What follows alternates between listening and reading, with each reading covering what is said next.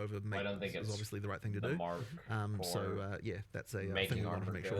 A lot of those long-term PoE 1 players have a seemingly infinite amount of premium tabs, largely for this reason, right? So it certainly wouldn't be right to all of a sudden be like, no, you don't get to use any of that anymore. One-shots, so yeah, you can fully big disconvert physical them. hits. And that is why it's also dumb, just as important to work in PoE 1 because armor dies to one-shot elemental attacks. So there will be a little bit of a time there where you, if you convert them, of course, the PoE 1 doesn't have this tab type, so they won't show up, which is a bit annoying. But yeah, once it gets added to PoE 1, then they'll work. Ah, yeah, right. Yeah. We'll try to make sure that doesn't armor take plus deflect. I need to look exactly what deflect There's the question does, of but yeah. will functionality of the trade Armor evasion site might be be good, in-game in honestly. some capacity? So that's something that we really want, and we even had a prototype of this. I saw it. Yeah. So it's a thing that we are working on, but unfortunately didn't quite make it for 030. There's some stuff we want to do. I am personally still a believer in that the website's going to be a better experience because, like, you know, the typing, like, web is just web stuff is sort of designed for this kind of thing. Yeah. And ultimately, when you click the button on the website, your character in game still moves. So, like, if that's a thing. But on the other hand, for discoverability for new players and that kind of stuff, it is good to have huge something for in game. console. And well, here's the thing. I reckon for console, it's still better to use the website because you can use your phone and you can search for stuff on your phone. I suspect like a little console controller, typing text with a console controller is just fundamentally crap, probably. right? So, like, you know, like typing with a phone is just easy. It's not even probably true. It is true. Just evasion with nothing else. We are going to do it. It's just like it isn't life quite tool, done. Bit of each to their own as well. A Interstitial lot of people are very excited about the idea of an in-game one, and it is a feature that we it's in will do. progress. It is a feature we will do. We just haven't. It's in progress and it's close. Yeah. It seems wild to me that I can like push a button on my phone and my character goes to someone else's hideout. Yeah, well, you know, the magic of the internet, I guess. I'm getting old, I guess. You mentioned that like, there's more things on the horizon that you would potentially. I just want to see patch want notes. to do I this as guarantee well, I'll pog like, out. in-game There'll be cool stuff in features there. of things. I mean, yeah, like obviously the first just question not a people I have just don't about like to once listen to you've got people in-game ramble. trade searching, you know, when's Awaken just don't trade like to coming, listen to that kind of people thing. I ramble. mean, look, maybe one day, you know, like it certainly opens the door to it. Like, you know, I wouldn't want to say no, that it's not going to happen. Like, there's stuff that we could do there, but yeah, like. There's a lot of UI issues to sort out. There's quite a lot going on with that. Like, it's kind of one of those things Right that I'll look at now, a bit later. if with yes, what I know, I would obviously some probably people play want- Monk. It's all under consideration though, which is for sure. very cool and very quite a pleasant surprise. I'm down to play Warrior too. But Well, I'll like the probably goal, play Monk. it is nice to get to the point of not feeling like to be, you know, I think I'm sure it's Warrior's only for still gonna some be players slow, or whatever, not motherfucker. feeling like you have to use third-party that's applications never- and stuff that's like not that. It can, changing. you know, It's not to Dude, say how do I Awaken have so Trade much is dodgy, hair? but I'm there are some that balding, obviously like, a a little fair bit bit. suspect. People are a bit like, And I nah, still I have, shouldn't have to like, do how this. much I hair don't did want I to do used to this. You know, have? it gets you get a bit, you can get a bit scared about it, and it can be a little bit like, you know, especially when all of a sudden they're asking you to provide information you shouldn't have to be providing them, and you know that kind of stuff. So getting away from all of that, having it be all nice, secure, done by us, and everything is the ideal goal. But you know, one step at a time. Yeah, this is a big step, but we'll see what's next after we test this out. Let an economy test it for us, get it to PoE 1, you know, all that kind of stuff, and then we'll take it. As I said, every trade system reveals its problems. Maybe that's just the next problem. So yeah. see. Another question here is like, when you click like secure item or like buy item on the site, and it's going to take you to the hideout, it's like, is that locked in and other people can't then click it? Or No, they Is it a race? It is technically a race, yes. We'll see how that goes. Like, I think it should be fine. But yeah, that is just worth understanding. That's gonna be interesting for like those mega deals and see like 10 people loading in all at once trying to grab it. Who can click the fastest? Who loads faster? Thankfully, the loading time should be a lot better. Yeah. In this Trade version than they were in PvP, the just past. like, We're doing a bunch of engine changes, which I'm Torchlight. hoping is going to go well. Obviously, you know, when you make changes. I they can mean, be- no matter what, this will be We're an bringing up improvement. stability and performance. Yeah. So, like, we've done a pretty How good big it will amount of actually rewrites flow. to the engine this version. You know, we've like the goal is obviously making the game faster. It should be quite a lot faster in terms of frame rate. There's still some kind of one of the load times is definitely a lot faster. There's still some concerns around like the like shader pop-in type issues, which we're kind of working on at the moment. But ultimately, it should be better, and we've also unlocked a lot more optimization opportunities for the future. So things should be better in this regard. I am hoping, especially for consoles, where you know we've seen a pretty good performance uplift and things are looking pretty good. But yeah, still more to do. But yeah, that's definitely something that we're taking really seriously. And one of the other things that I'm really hoping we Wait, don't are they run into wrapping is it another up? stupid operating system bug like we've been having with the damn freezers, right? Like we've made changes that I think will work around those, but fundamentally the Windows 11 scheduler is completely broken. Ultimately we just kind of have to do what we can there. What are the chances the servers are stable I know, it's with very the annoying, but free-to-play that's weekend? just the life, unfortunately, of a game developer life, to deal with that. But yeah, I think it's hopefully the I think it's full genuinely freezes fucked. will, like we basically managed to fix them for almost everybody, but they were still happening to a few people. So I'm pretty sure we should be sorted out now. Yeah, and the EU servers and things like that have been right. So that's the other thing, of course, hammered. is all the DDoSing problems and everything like that. So yes, that's been a huge focus of our server guys. They've been working pretty much non-stop on trying to deal with that problem. So effectively, what we've done is we've actually retired some server hosts that just weren't able to be sorted out. We've got a lot more anti-DDoS protection stuff going on. We've been working on that. Like, yeah, it's been a huge amount of work to get it to the point. But effectively, as we go into this free weekend we're about to do, it's huge. we made sure that every single server provider that we have is armored up, that we've got things like in place for it. It does mean that there's a couple of locations that we couldn't find an adequate solution for that had to get cut, but we've tried to make sure there's other options with just almost as low latency nearby, and overall things should just be significantly improved over what we've had in the past. So yeah, like it's really sucked that the previous launches have been so decimated by this stuff. So I'm hoping that it will be a big improvement for that stuff. Are you feeling nervous for that free weekend? Certainly it's a concern. I mean, so one of the big things we've been doing recently is we've been DDoSing ourselves to test that the actual anti-DDoS stuff is working. We never did that in the past. We just kind of relied on on whatever the solutions people had. But now we're like, DDoSing ourselves. We do this type of DDoS against ourselves. Like, this one doesn't work, this one does, that kind of thing. So that's been a thing. So that it should be fine now. But free weekend, there's a lot of players we could potentially be getting here. We need to make sure that we're up for the challenge. Do you think this is finally the patch? But then at the same time, like, part of the reason they have a free weekend in the first place is in fact Quentin Crawford, all that stuff is good. So kills his first difficulty zero pinnacle boss. How do players on board with like the new trade stuff? Like, is that introduced in some way that helps them figure it out? Because it was never really the case that people were explained how to trade. To be honest, we haven't really had like any time for tutorialization of this stuff. So is it we'll something have to you want to see. do?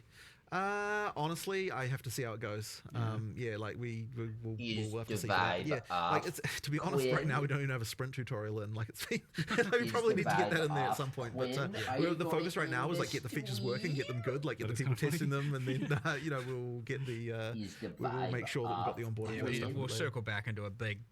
What do we need to tutorialize?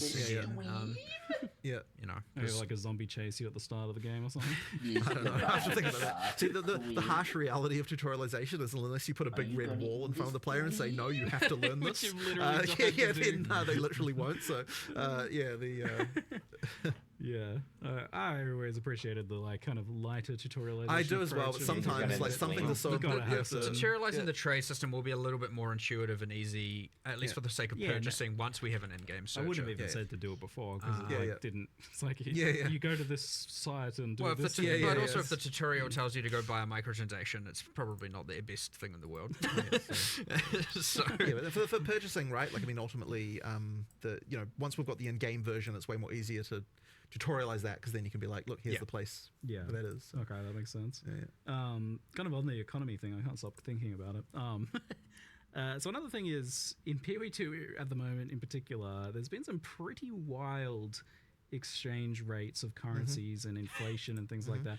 I believe the current price of apologies is a little bit off. It's a bit hard to track down exactly. It's like 2,000 exalts to a divine. Senator Armstrong. That's quite a number. Like, I mean, like part of the when we were looking at this, actually, one of the reasons why we did the whole like higher tier currency thing was partly to add stuff in the middle between divine and exalt, but also like absorbing some of those exalts into other things by having the higher tier ones be dropping and that kind of stuff. Like there was a little bit of thinking around that, but also the implication of this is that we're not syncing enough exalts.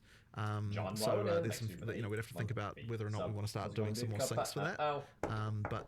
I'd say that's probably the main thing, is like that exalt exchange rate would be the I'm curious from your perspective, like, when do you look at something like this and consider it an issue, and why? And I think it was up to 969 before, and then we were like, oh yeah, this is... I specifically remember the screenshot that was sent to me of the exchange rate, and I was like, oh okay, this is bad.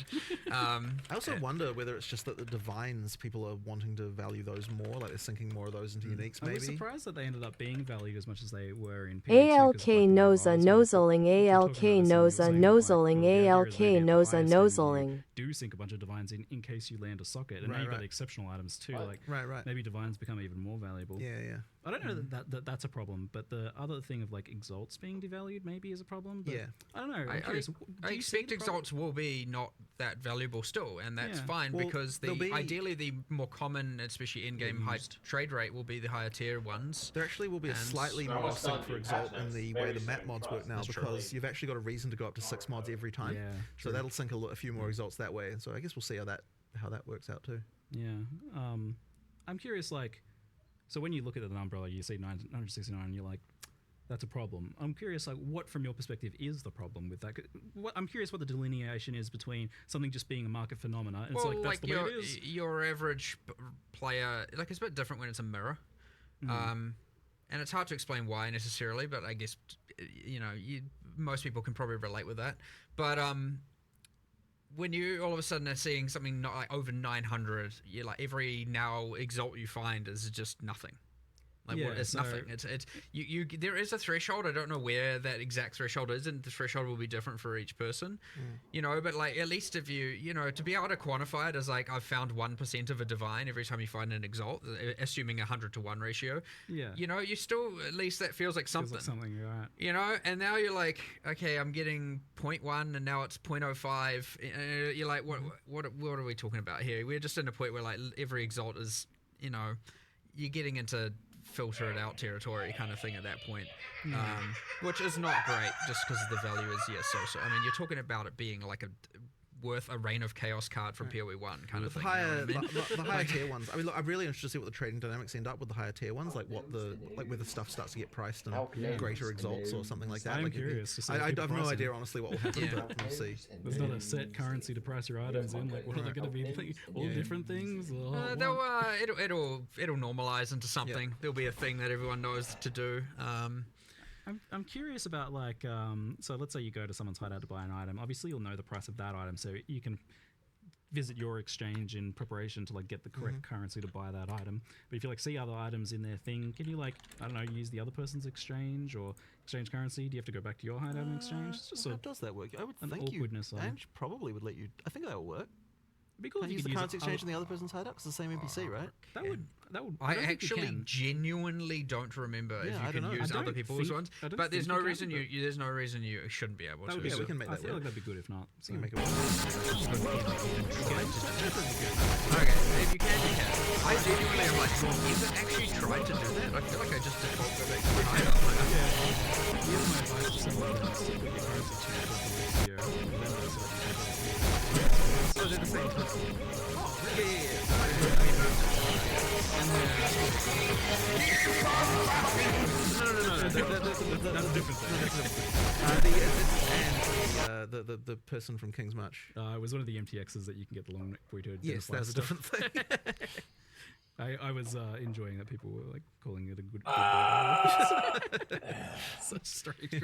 No, that's fully separate. Okay. This is Ange. You find her in King's March in Act 4, and you get, if you haven't got a hideout, you get a quest to go get a hideout, and then once you claim it, so you don't have to get your hideout in the in-game now, or from buying a micro, I guess. And now you get it in Act 4. She's there straight away. You can immediately engage with both systems. So before we had like currency exchange on all the NPCs and all the towns. I actually think we might have kept it there just on random NPCs in the interlude and stuff, just so that you don't have to go to your hideout every time. I'll have to check in on whether or not we did that, but I'll eventually. So this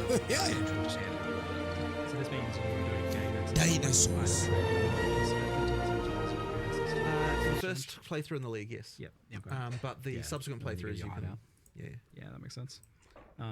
Great stuff. Something I wanted to bring That's up actually not true, by the way. Subsequent is not the case. Oh, really? Because otherwise, you have an advantage over new players. technically. No, but subsequent in the same league.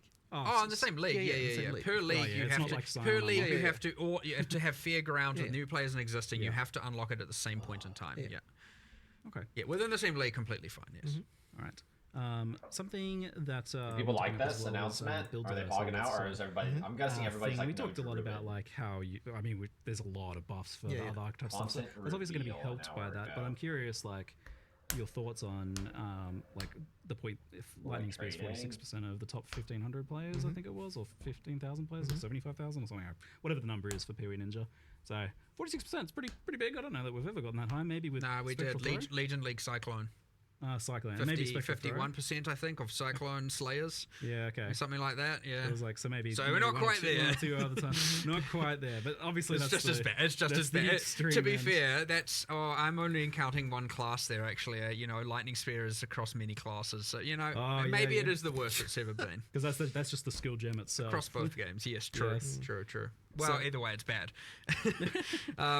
So yeah, I'm curious. Like, at what point do you feel that's like a problem? It's obviously a problem for now. what duration is that a problem? Yeah, obviously. But like, what's the point at which it does start to feel like a problem for you guys? And actually, when do you a lot of negativity in the announcement. Address it in the next league versus in the current league? Because that's obviously a difficult thing to do. The mid league nerfs. Like, people say they want them, but like the reality is that we get crucified for them.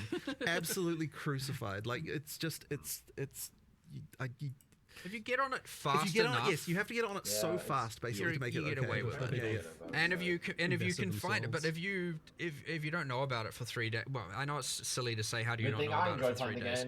If you like misinterpret the severity of it, for example, when everyone starts doing it, you're like, oh no, it seems kind of fine, and then boom, out of control, and like it's now been even one full day, you can have a lot of the player base completely pivot. If that happens on a weekend. If certain people are away and busy, especially people with balance, Jonathan or I and stuff like that, obviously we'll support other people forward. Like you get our staff are playing and all that. So like this stuff does get around and we do learn about it. But like if you slip by even a day, you get to the point where you now have to make an excessively hard decision, which is like make 50% happy or 50% angry, right? And it's like it's lose-lose. And so often, and sometimes you make the wrong decision. It happens. But look, it's less about like there's a number that's wrong, and it's more about like the way we looked at it this time is like look at all of these bad builds. Like why? Like these need to not be this bad. Like you shouldn't be able to make this many mistakes, this many bad decisions, this many wrong decisions through supports, passives, everything, all of that. And it's like we just need to bring all of that up. Now, by doing so, you're bringing everything up. You can't just have Lightning Spear go up proportionally to everything. There's no one's gonna swap and play all this other stuff that's now, in that kind of same level of balance. So yeah, the outliers have to come down. It just has to. Podam will play do it, POE and too. In this case, we definitely thought it would be best to. Some people will say you should have done it in the league. Maybe they're right. Whatever. We're doing it now. We're bringing down those outliers. So yes, Lightning Spear is nerfed. Let's just rip that band-aid off. And honestly, if you're surprised by that, come on. But like there are, an insane amount of increases to bad things, wrong decisions. They all should be brought up in line. There should be a lot more viable options, a lot more good things. A lot more viable different classes. The hard part's going to be that the support gem changes are certainly going to going to result in a bunch of new exploits. And that's going to be real rough because we're going to have to then make all those hard decisions again of like, do we nerf this, do we not, kind of thing for each of those. You eventually get to a point of stability, but when you're adding this much and having to change this much, you're going to have a number of things still go wrong, a number of things still be abused, and we will try and stay on top of them, and we will try, but there'll still be some stuff I'm sure we'll have, and hopefully it's not 47%, and hopefully that number's less, and over the time you get more stability, more equality in the classes and the balance and the different skills and all of that, and but it's mostly honestly important to not just be like, I want to play a caster, and then you go and later find out that you picked the worst class in the game. And sure, there are still some builds within that are, you could say competitive to some degree, within some threshold. But it sucks to learn that like you get to level 65, which for some players may have taken tens of hours, and then you're like, oh, you're telling me I literally picked the worst class that no one's playing, and I could have just been throwing a lightning spear this whole time and, you know, doing 5 times more powerful. That is a real terrible feeling to have. And so, you know, making it that you don't, like, if the worst was only slightly worse than, you know, the best, you know, slightly, you know, so within some margin that you're still at least feeling powerful, you're just not, it takes you know, so long to get shit done in POE. Then at least you don't feel absolutely terrible about it when someone, but when people are just like, you made the wrong choice, like you have to reroll, you're just like, well, that's demotive. Like, I'm demoralized. How are you supposed to know that at the start without doing a bunch of research, right? And so yeah, that hopefully over time, and I'll say this is a huge step towards that, we eliminate as much of that just really wrong, bad choices as possible, make things more obvious and intuitive and all of that, and bring up the floor really, and yeah, keep you know, bring up the floor, not bring up everything, because again, otherwise, you know, what is a 0.1 second boss fight when it's now 0.09 second boss fight? You know what I mean? Like the ceiling has to come down when they're that extreme in particular. So I wish you guys didn't have to worry about balance so much, but the reality is that unfortunately you do have to get it to a certain point so that you can even assess that whatever changes you're making or new systems matter, that they are good or fun or whatever. You just can't assess that when something's too far out of alignment. So do you think, like, if something is looking like it's getting to the point of a lightning spear again in the future, that would be a mid-league nerf, despite not being like a bug or anything? You can't necessarily tell, because at the point where, like, it's what Mark said earlier, like, you look at it and you go like, is this actually that bad? And it's very easy to be wrong, and you don't, like, by the time 20% of the community is playing it, it's too late to nerf it. Well, it's because they've invested items. They've invested their wealth stuff, right? Like, you and now you nerf it. Like you have to make the call before that point. And it's tough. You drive a portion of those players to then quit by taking away the fact literally that all of them will. Right? Probably, yeah. Well, you could argue the nerf is in line such that it's still competitive and good, but they won't feel and see it that way necessarily, right? Like, they put all their investment and their wealth of the league into that, and they're taking that away is brutal. So it's like, who do you make quit? And that's it. It's an ultra terrible decision. So, but again, eventually they will taper off, and you won't get that level of extremity occurring that often. Like, and I hope so for you guys, because on the flip side, like, I imagine the POE1 went through the same thing. Still happens there as well. I think part of the thing though is when we were going through it, there were less tools for everyone to see what the like disparities were. And so, like, I feel like as more information is there, like, people feel worse about their bad choices than what they previously did. I can realize just how bad I am. Yeah, exactly. So it actually, I think, does exacerbate it a little bit. Like, we're going through this now in a bit of a different time than what we did initially, when we had because like early POE1 had tons of terrible balance going on all over the place. Like, I remember like some of the stuff that was happening. So what even is we the just dash can't get away with as much now skills these days. on Monk? Guaranteed crit. There's flask. obviously the killing palm. What else teleports 1500 you? crystal Like ice strike. Right. No. Like briefly teleports you. On leveling, so leveling builds are kind of another topic in general as well. I haven't used every monk skill. I know most of them. I never used any of the win one skills because they're all fucking bad dog shit trash. Cross classes, in some cases, where some things are strong enough, like Rake Stomping Grounds, where spellcasters are doing it. Is there a point where you... I mean, I want to look at things all through the game, really. Like, I just want the fundamental underlying skills to just be fun. Like, so I'm not really necessarily looking at a skill as, like, this is an in-game skill versus a leveling skill. Like, to me, they need to serve both purposes. And, like, when we're looking at skills, we're like, can the skill to in-game? But 7 of course, minutes. also, is it fun in campaign? Like, both of those need to be true. I wouldn't like, classify one skill. The first one's actually pretty fitting good. into one of those categories. What it's called. The do you touch kind of, one, like, aim to have called. at least a few for each archetype that feel good then, so you're not kind of like feeling like there's only one way to level a certain character? I mean, as I said, ideally all the skills feel good. I mean, I know that we need to improve some of them, but that's part of the goal of what we're doing here, right? Not always the design makes sense. It's like early on. the monk, for example, you know, lightning, ice. What the fuck is that about? Clearly better than the wind physical version, right? And so may make changes to that subcategory. Ice archer, you know, so, and then there's the clunkiness with the poison I didn't ranger, see that coming, honestly. You know, so because most I thought people we'd at least get like a lightning new ranger when they are like, playing archers mercenary instead of monk or lightning some spear. shit. They're playing which whatever. they were playing lightning, and the other things, like, sure, there's a couple of things that are still Who's good, even but missing in Ascendancy? there are Monk. clear, things that are Monk is losing missing comparatively to one. the others within each of the classes. Ranger's missing one. We focus on a lot of those. We looked at, like, look, these aren't being played and why. Yeah, Let's see if we can get them to be probably played playing Monk. competitively with the things that Probably. people are playing on those classes. Sork is so missing yeah, one. and I mean, things like Sorceress, where you have, at top 15,000, 0 to 0.1% play usage on literally one of 7 classes, not great. Like, so that gets something way more drastic. So that's not just like bring up cold a bit. It's kind of like, all right, we need to do something crazy here and just like shift everything and pivot. And now we've got something that's like kind of promoting this multi-elemental, and honestly, playing each of the elements is probably still just better anyway. But yeah, now you got the multi-element and combining a lot more and passives and everything. Yeah, like, there's like so much going on there though. It's like there are so many variables changing that it's almost impossible to predict what is even going to happen here though. So we might come out of this and now another class is at 0%, maybe.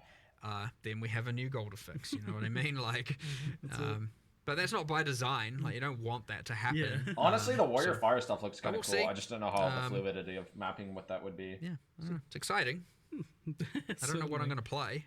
I'll tell you that. I have no idea. I'm like, I was struggling between the unarmed, the elemental. Well, I said I'll play the worst class, so I need to know what the worst class is so that I can play it. What people aren't playing. Yeah, because I have to work on release day, because trying to make sure everything's stable and and fixing anything we can. I get that day to see what's the worst class, and then I'll jump into that just so I can experience it and see how. Really much sense. It also makes it more challenging. I like it. You like the arbitrary challenge of play the worst one. At least the bases. Speaking of worst ones, on the topic of like defenses, I don't know how stabs we had a lot of discussion about armor and how good it is, and it got a pretty hefty buff this time around in terms of it being able to apply to elemental damage through modifiers and nodes on the tree and such, and that looks really, really good. Do you think that there's any other fundamental issues with armor? Because I know you were looking at it as a whole and deciding even if you wanted it to work the way it does. Well, the thing that people would probably say is the worst part about it is that they take a big hit and they can still take a lot of damage. Yeah. But the thing about that is when we look into it, it's like it's still pretty damn good percentage reduction if you look at it. So like I was sort of less confident that was the true issue with it, and that's when we were looking at like, well, what is the actual weakness of this thing? That's when we started to look at the elemental part. Yeah, Smith of Catava was alleviating that, and it's like, okay, that's probably not acceptable that you have to, in order to mitigate the elemental, get the insane max res, and let's go Smith of Catava. So like, well, hold on, we need to take that, make that not be so mandatory. Let's instead increase the elemental side of it, and that way you're not like feeling obliged to play Smith of Catava to get the Give me that in POE 1 and I would genuinely log out. One part of it for sure. I wouldn't say that we have like another like, there isn't more that we know we can do to armor right now, right? Like it's like we need to see how this plays out and see what happens, and then we'll know whether or not there's still some issues that we need to address. And obviously we had the issues where like energy shield, like even just running hybrid was crazy with convalescence. Armor sucks first big fizz hits. A bunch of stuff there. I don't know why. Had to make some changes around that as well, bringing that back a little bit, buffing the others, and so there's lots of changes around all of this. Next, I don't know why armor's bad at fizz hits. The energy like shield. that's stupid. Nobody will ever convince me that and be better at life in some cases. Getting hit by a big fizz hit and being an armor build with a lot of investment in armor, and you still get fucking one shot is not fucking retarded, because it is fucking retarded. Recovery. Like, you know what I mean? Energy shield is supposed to be a defense. It is somewhere between why? and Why? life pool. As much as a lot of people might not want to hear it, we're going away from like, look, recharge should be the way you recover energy shield. I agree. We need to better embrace that and not have just every other way under the sun to get it back. It doesn't matter. It's the same argument. I can't remember the specifics. It's the exact same argument. Will tell you. There's no difference. But yeah, it's like, anything that's kind of just like overly trivializing the armor build, stacking a bunch of armor, getting hit by a big fizz hit, and it gets one shot. That's retarded. I don't know why it's like that. It's so yeah, I mean that's dumb. part of it, but like again, like the whole weapon swap convalescence thing, which we have made changes around, is also just like you get the bonuses of convalescence without having to incur the spirit costs while you're doing your DPS kind of thing is not okay. Like at least not from our end. So making changes around that as well. That is true. But, you guys can mock them and make fun of them. Was like Grim Feast, and you know, when so you bleed two different. Been a couple of problems, but like ultimately, I'd say really they're strong. They're more equally balanced now, those three defenses, and evasion on by average, itself yeah, is armors bad come because you get obviously one up, evasions come by up, any moderate size hit. You know, more predictable things, less, and then energy shield. Some of the recovery ranges come down that are not recharge, and we've added a lot more ways to make recharge better. Cool, yeah, that's what I want to see. Just to be clear, I want to see what like chunky energy shield pools look like, where you actually have to like recharge in some way or build to recharge. I like playing that way personally. Yeah. Again, I did this league as well. It can be really rewarding. Like when I've played that sort of like Wicked Ward styles and stuff in the past. You get into the problem where because especially with the mana thing, you have to put 30% of your tree into mana, and then you have to put so much into not only increasing your energy shield, but also into the 2 recharge axes. And you end up like, okay, hold on, I'm putting so many points into this just to be on the same level as something else, or just to feel like I can kind of basically survive. Whereas like other classes are just like, you know, as much as armor has its disadvantages, warriors are rocking around with, you know, double the life of the other. I'm not listening anymore. We're done listening. Patch notes.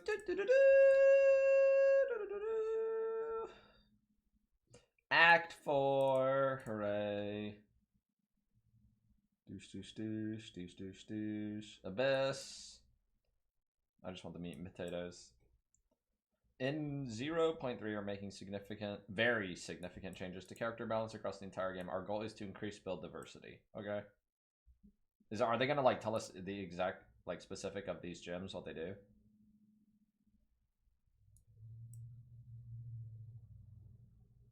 Rename gems again. Okay. Blood in the eyes, discombobulate, unsteady tempo can no longer be engraved in gem cutting and existing gems. All right, so they cut a bunch of dogshit gems out of the game. Good.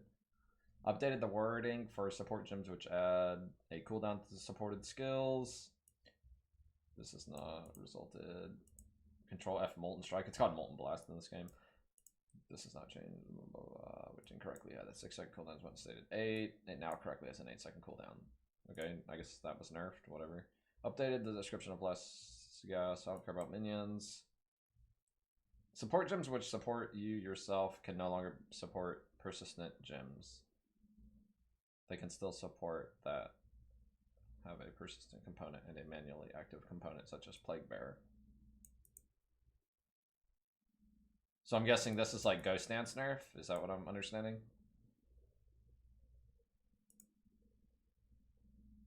I'm not sure if that's what they're talking about. Or if they're talking about something else maybe. Having a skill with socketed support gem and you do not meet the for now disables just their support instead of disabling the entire skill, so you have to like actually check. Infusion support gems have been renamed to attunement, whatever. New strength gem, fortifying cry. This is a guard skill. Perform a war cry that grants guard and causes subsequent shield attacks to release a shockwave. Okay. Forge hammer. Hurl a fiery hammer that slams into the ground and lodges there. While the hammer is lodged into the ground, using this skill recalls the hammer and resets the cooldown. Alternatively, using a war cry near the lodged hammer causes it to shatter, releasing a number of molten fissures in a spiral. This actually looks pretty good for clearing by itself, to be honest. Especially with warrior AoE scaling. I think this can hit the entire screen. Assuming they nerf default attack. Then this probably is a really good alternative, honestly. It's a 2-button method, though, but it should hit the entire screen. No, they showed it. It clears the entire screen. Perform a war cry using glory. I hate glory. Gained by igniting enemies to turn your embodiment of comb. While embodying comb, your footsteps trigger volcanic steps. Melee strikes and slams are boosted. Seems interesting, but that's a fire thing. Toxic Domain, they showed that. Ice tipped arrows, ready your active bow, spear, empowering your next barrageable skill to create ice fragments. Frost darts conjures a normal number of icy projectiles that launch towards the target. Projectiles that hit a chilled or freeze target create chunks of ice that deal additional damage on impacting the ground. Consumes a cold infusion. Okay. Added a new strength persistent buff gem, Iron Ward. While active, stores a percentage of the physical damage that is prevented by your armor. Using this skill releases the stored damage as a nova. Mortar Cannon, they showed that. Mirage Archer, they showed that. Ravenous Swarm, while active and enemies are nearby, swarms of insects emerge from your body to pursue enemies. The swarms are untargetable minions that periodically attack and poison. Persistent Siphon Elements, while active, has a chance to create an infusion remnant, okay, on applying an element. Grim Feast has been completely reworked and re-enabled. Instead of granting ES, it now allows you to collect remnants from your dead reviving minions and activate the skill to instantly revive minions. XD, okay. Hollow Palm, this keystone allows you to use quarterstaff as unarmed.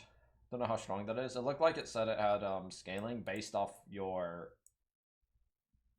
primary gems level. Your default attack has a primary gem level, right? That scales as you level. Is that right? I think it does. But it would also just use whatever your current skill is, right? So it would be no, it's what I'm saying. It should be based off the skill gem that you're using. So if you're using Ice Strike, it should be, you're gaining flat damage based off of the Ice Strike tooltip. Pretty sure. It doesn't, like, we don't have those numbers, I think.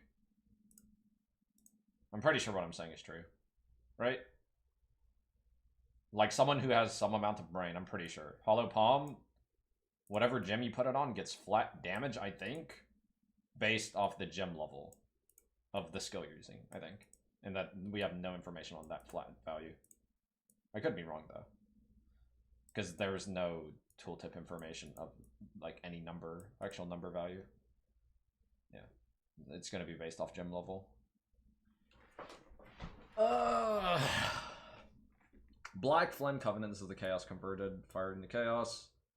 Walker of the Winds, this keystone, that's the Leech one. The new currencies, we'll see how that is, it's fine. Hinocor's locks in the game, some new items, some new stuff, new omens, sure. In-game changes, okay, they just talked about this. So Arbiter only has 2 difficulties now, right? Which is interesting. I wonder what Arbiter 1's difficulty is, if it's like Arbiter 0 or like Arbiter like 2 or 3 or something. As a result of this change, the corresponding Atlas passive no longer affects the difficulty of content. Yeah. I don't know, the numbers were like 50, 75, 100. And there's like an Uber one or something. The Arbiter of Vash boss is now a static difficulty with infinite portals. Previously only infinite portals at 0. The rewards of this fight match the previous difficulty 4 rewards. Really?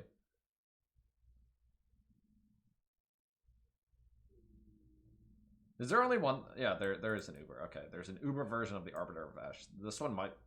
This might be just difficulty 4 baseline. Yeah. This just might be difficulty 4's baseline. Yeah, that's kind of nuts. Arbiter 4 is not a joke unless you instantly kill him. He's pretty fucking unforgiving on his like timing mechanics. They're gonna one-shot your character instantly. Interesting. Added a Uber version of Arbiter, which requires the new fragments. These are obtained. Like, this shit is gonna be pretty hard, I think. Like, Arbiter 4 can kill any character, period, basically.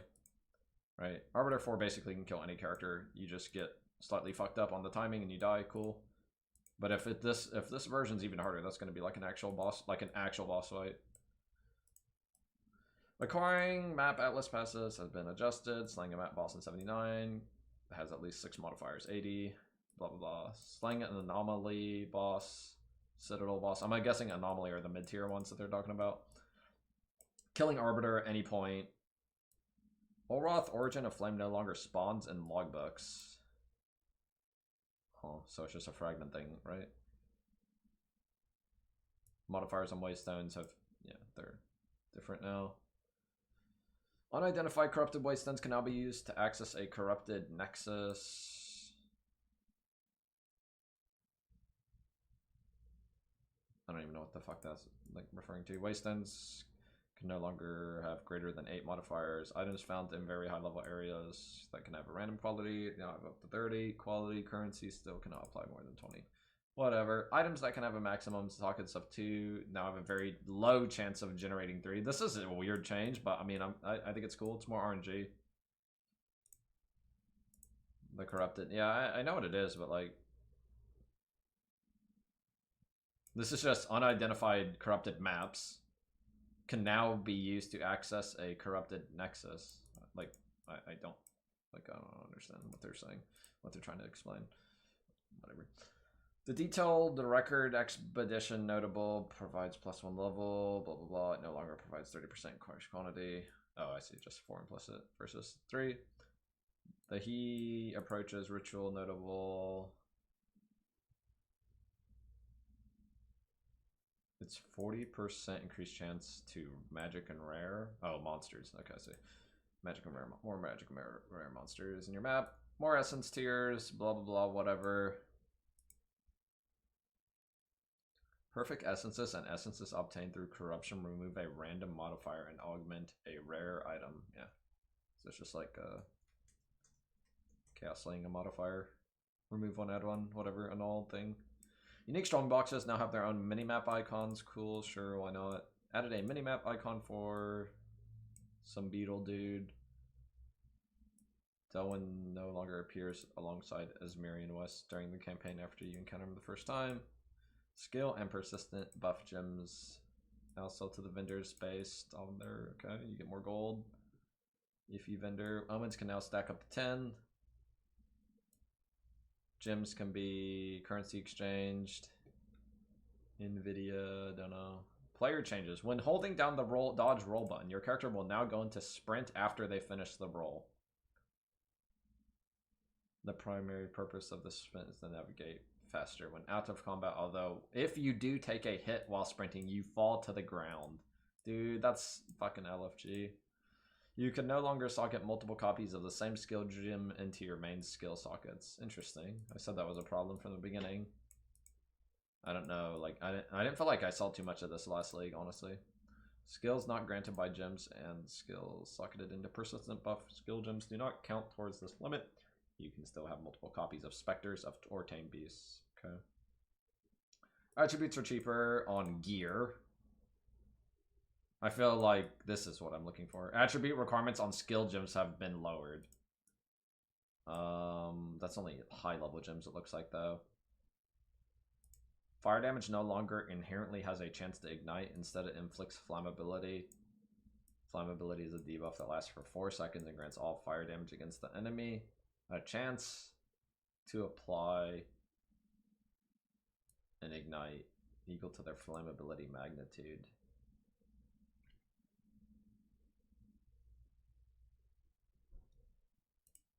I mean, isn't this just like the way he explained it? This isn't like a nerf to your big fire hit damage, right? It's still the same, I think. The chance to ignite is only equal to the magnitude of the flammability. Yeah, it's still the same damage. It's just like if you have some PP trickle fire damage, then it can help you, I guess. Multiple hits, blah blah blah blah blah. Effects which don't hit but ignite targets as though they did, such as incinerate or ignited ground, also inflict the flammability, but are not able to ignite targets until the target has 100%.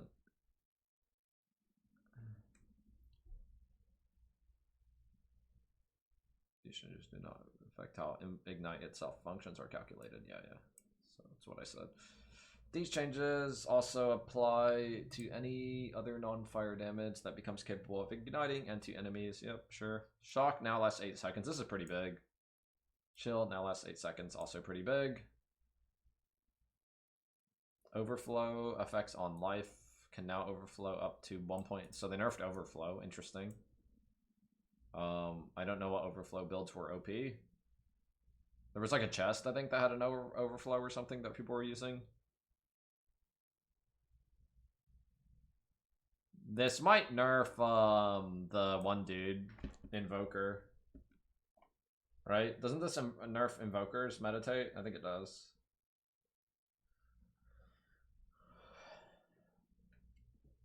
Light stun chances of less than 15% now treated to 0%. Elemental exposure now has 15% less effect on magic, 30% less effect on rare, 50% less on uniques. Unarmed has a base 5% crit. Glory now decays if you haven't gained any for 15 seconds. Previously 30. Gaining guard while you already have guard no longer replaces the existing guard if the new amount of guard you would gain would be lower than that. Okay, sure. Ice crystals will now instantly shatter from hits that could consume freeze. I don't think that matters for anything I've looked at. Added a new mechanic elemental infusion. Yeah. Amazon's infuse. Weapon renamed. Don't care. Spire of Ire. Chaotic infusion. I don't know what that is. Charge infusion skill. Charge regulation. Whatever. Blocking is no longer limited to strikes and projectiles by default. All hits that are not specifically unblockable can be blocked. That's a pretty big buff for shields. Blocking in general. Reloading a crossbow and switching crossbow ammunition no longer reduces the player's movement speed. That's pretty good too. Raise shield and parry now require you to face the enemy that is hitting you rather than the direction from which the hit originates. Some monster skills for which directionality is unclear have been changed to be blockable from any direction. Okay, this is a big deal actually. So you thought we were getting buffs until we read this. Player base maximum block chance is 50%.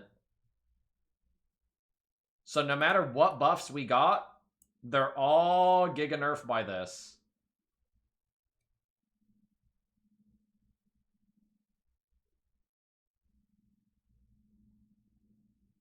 %50 max block. Player base maximum block chance is now 50%. That is a huge nerf. That is a monstrous nerf.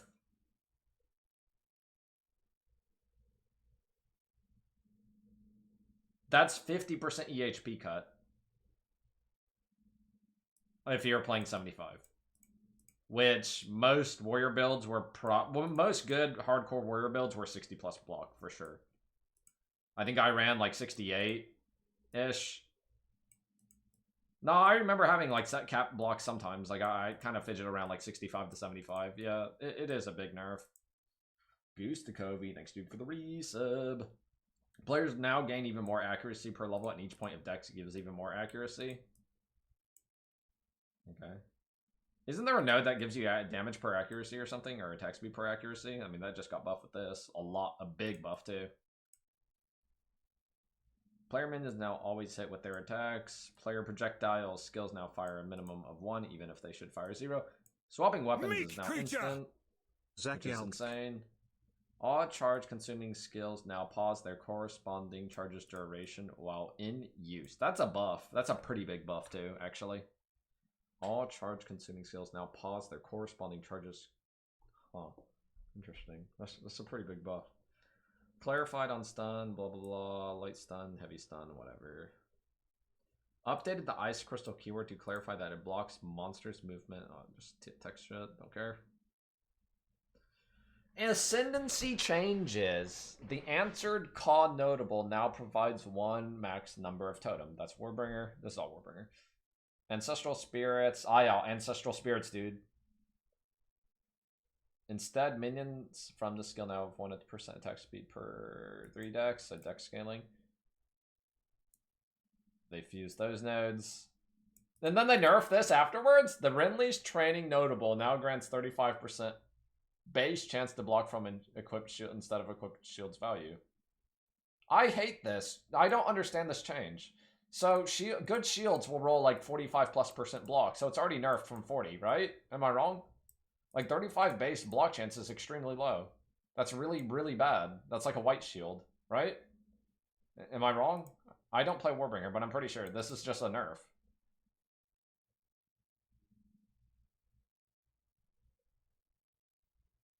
It's just to use unique shields?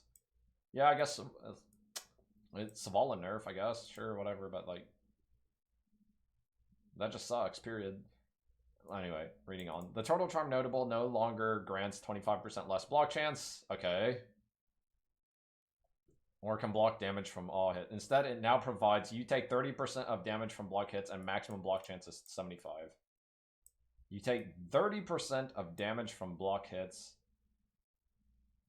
Max block chance is 75.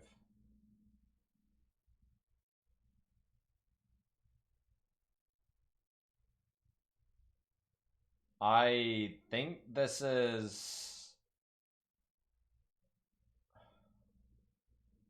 It's okay. So you're... I hate... Like... This is just a downgrade versus what we had before, is the problem.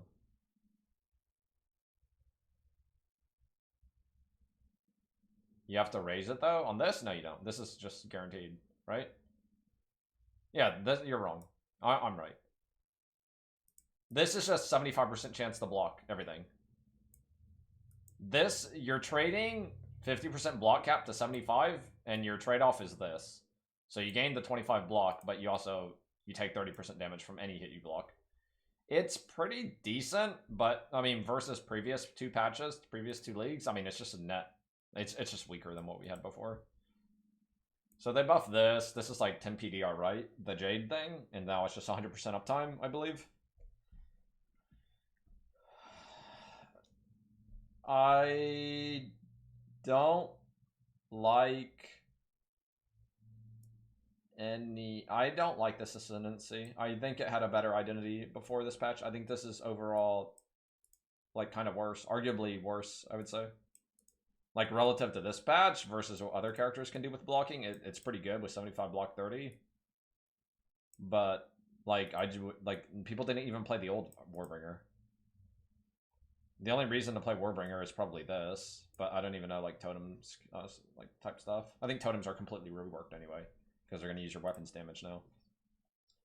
Alright, this is already OP, right?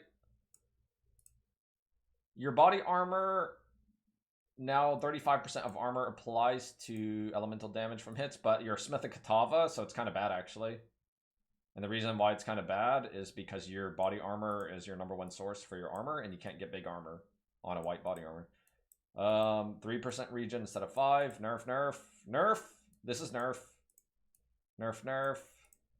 The Manifest, Living Weapon. Don't even know. It's some minion thing. Small passives are 8. Fire res instead of 15. The small passive prior is 5. I mean, honestly, I'm surprised 90 res lived.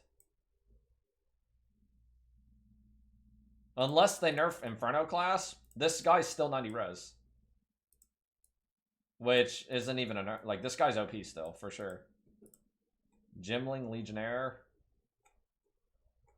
I didn't see a Titan change if there was one. Advanced Thaumaturgy no longer grants 30% skill cost or skill gems, 30% attribute. It gives you a buff. While active, causes you to passively generate a power, frenzy, and endurance charge once every 8 seconds. The type of charge you generate is determined by the attribute requirement of your socketed skill gems. Okay. I don't know how good that realistically is, because once every 8 seconds, like, it's not bad. It's genuinely not that bad, because it's so annoying to generate some charges unconditionally. But 8 seconds is still long ass fucking time. Maybe you can put a gem on it and make it a little faster. Like the 40% faster one or something, but I don't know. The gem studded notable no longer grants you can use, yeah, because that is just in the game now.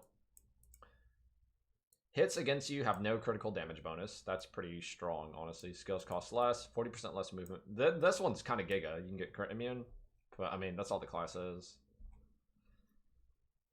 #1 +1 totems. Projectile damage builds pin.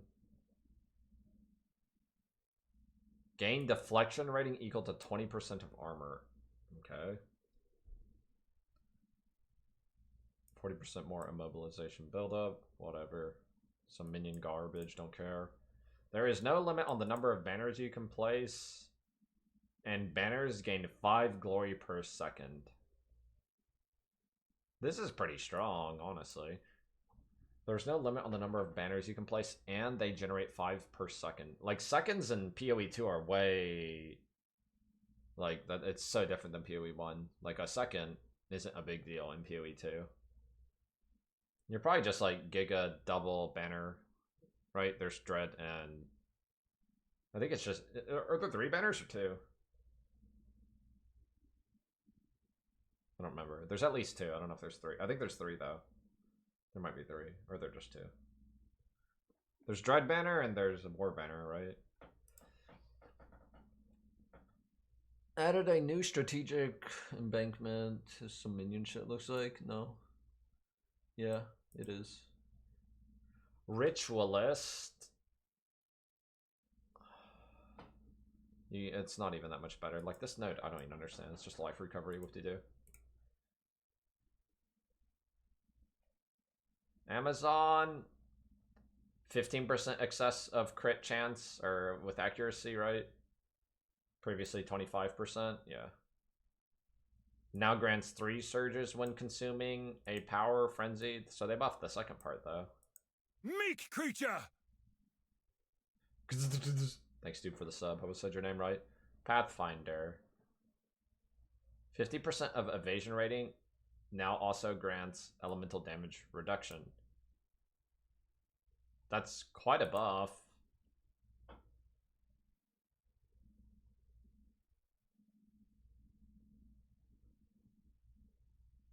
P-Conk. These are just the conch. One for each conch. Deadeye. No longer grants chance to gain maximum frenzy charges, instead a 50% chance to grant 1 additional frenzy charge when you gain a frenzy charge. That's a big nerf to that. No longer allows you to apply an additional mark, instead it causes your projectiles to chain 2 marked enemies and grants the new college shot meta skill that repeatedly marks enemies near you, bypassing your mark limit. I don't fucking know, whatever. This is interesting. The Eagle Eye Notable no longer removes the distance-based penalty. I mean, who needed that anyway? Instead, it applies 20 stacks of critical weakness to enemies when you consume a mark on them. But you have to consume the mark. How do you even consume marks? In PoE 2.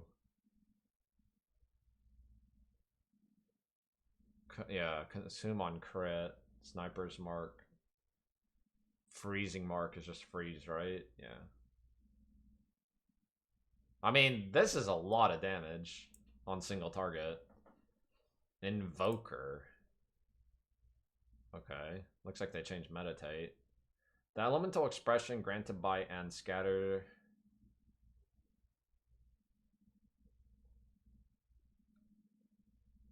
They just buff the damage of the elemental expression. I don't know anybody that's used this shit, honestly.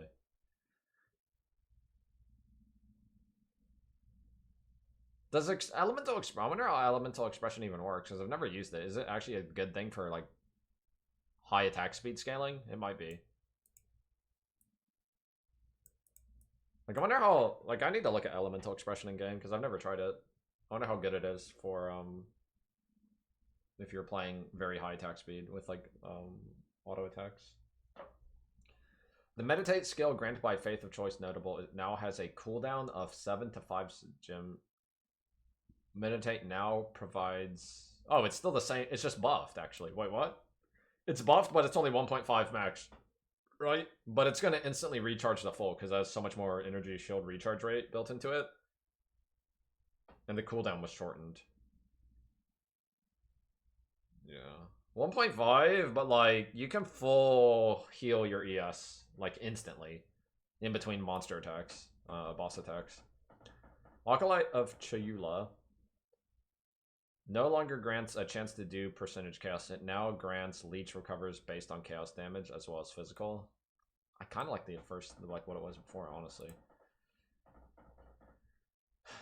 No longer provides any benefits itself, instead now being a multi-choice notable with the choices. I'm assuming this is this a 2-point one for the breach thing? Or is it the one after? Maybe it's the one after. Into the breach granted by the Waking Dream notable now grants remnant spawned by supported skills to have extra effect.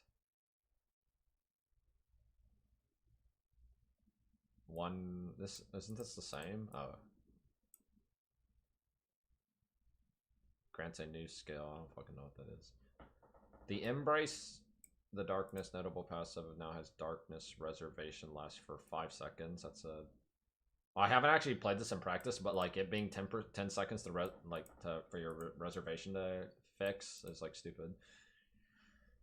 No longer grants 50% reservation darkness. Instead, now grants 1% increase maximum darkness and maximum chaos res. Is this per level? Like, what is this?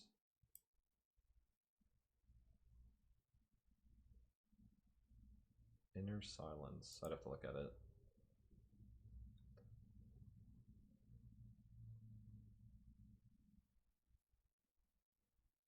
No longer grants mana leech recovers based on another type. Instead grants 1 volatility on inflicting an ailment.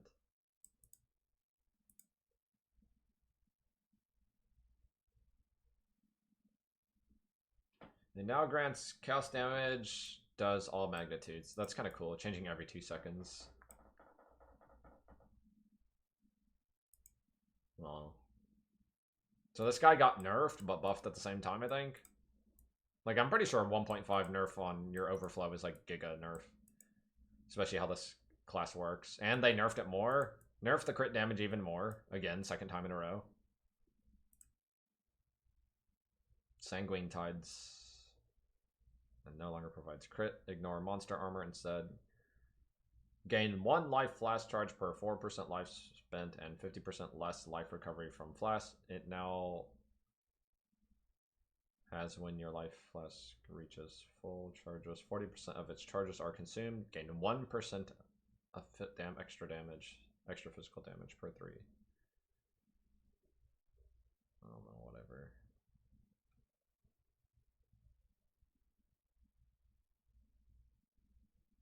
Enemies affected by your curses have at least 15% of their life reserved. How much damage is that? I don't even know. Like 18% or something like that relative. Oh no, whatever. Like a big notable doing like 18-19% damage or whatever that is pretty whatever. Like, no, that's not that big of a deal. Infernalist now ignites enemies within 2.5, whatever, more AoE. Equal to twice of your mana, but causes you to lose 25% of your Infernal Flame if you haven't gained any in the past 2 seconds. Demon Form no longer disables your weapon. It no longer grants level of all spell skills or increased spell damage. It now grants 3% spell damage per Demon Flame and 10 cast while in Demon Form. Oh no, sure, whatever. Your curses now have infinite duration. On Lich, that makes sense. No longer provides non-channeling spells, cost an additional 3% of ES.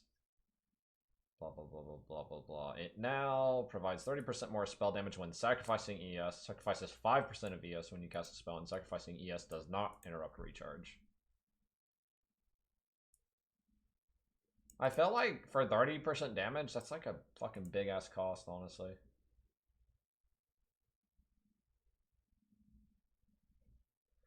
The Flood of Echoes, I don't even know what that skill is. And no longer, oh, the Unleash one, that was like a filler, it seemed like. It instead now grants Inevitable Agony, which curses all targets in an area after a short delay, causing a portion of the damage they take from hits to be stored in the curse debuff. Okay, when the debuff duration expires, they take that stored damage again. Weird. Okay, sure, whatever. 60% cast speed instead of 50, scaling down 1% over 10 seconds at the point when it scales back up to 60%. Sands of Time also against 1% increased AoE, scaling up to 60% over 10. Oh, that's kind of interesting. Ah! Elemental Storm has had its cooldown lowered. I don't even fucking know anybody using that shit. Maybe it's good.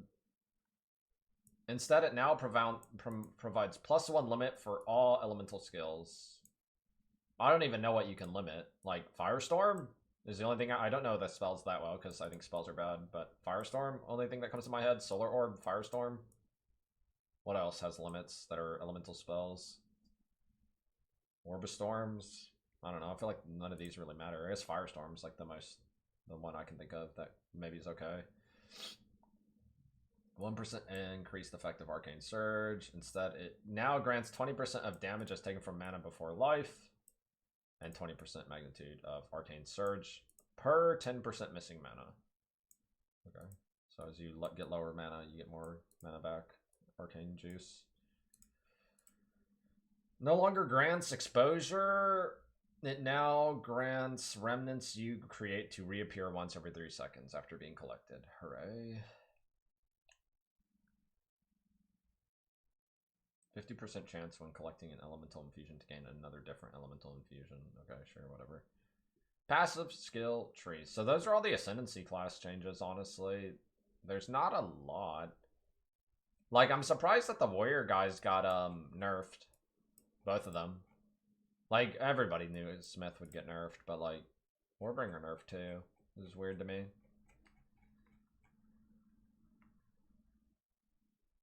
The Eternal Youth Keystone passive no longer causes your life flask to recover ES, and now causes your life flask to have 50% less recovery.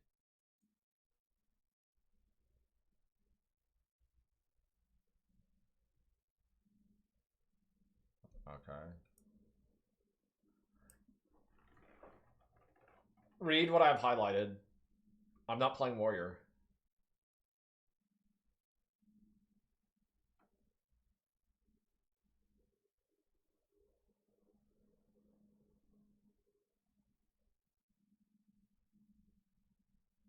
There's no way.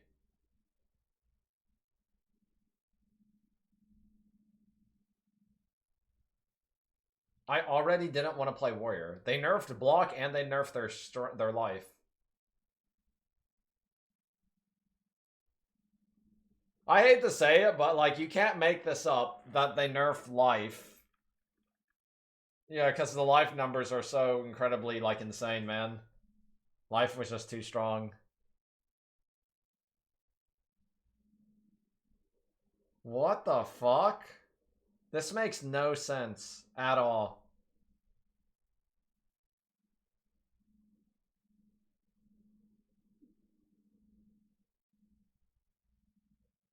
I died one time last league. Mind you, it was a bug. It was on a Smith of Katava armor build. He died to a pure 100% physical attack. That is the one time I died last league. None of the changes would do anything but make that more likely. That was pure fizz damage. Holy motherfuck, that's crazy. Yeah, we're not playing. No, don't play life build. That's bad. That's crazy to me. That is absolutely crazy. That's mind-blowingly crazy to me. I'm glad my mentality had already shifted, that I was probably playing Monk this league. Thank God. Like, holy fuck. And they have block chance, maximum block chance. And then they do this? Like, this genuinely feels like trolling.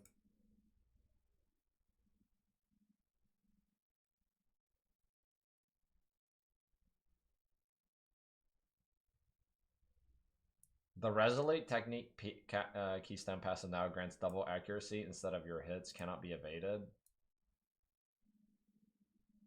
Okay. Glancing Blows now provides chance to evade is unlucky and chance to deflect is lucky. And no longer provides block chances double. Okay.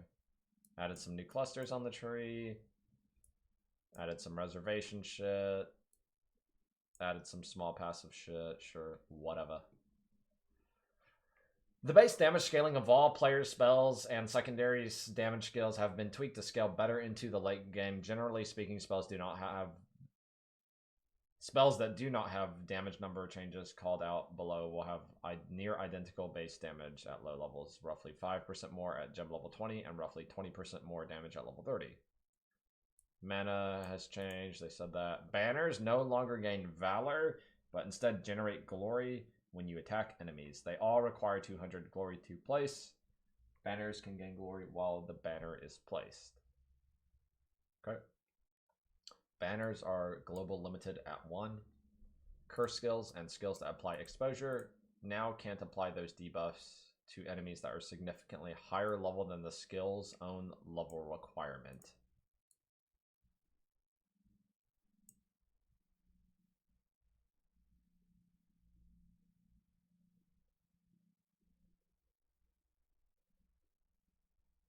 Do you know what this means? To use a curse in the game, you need like 160 int.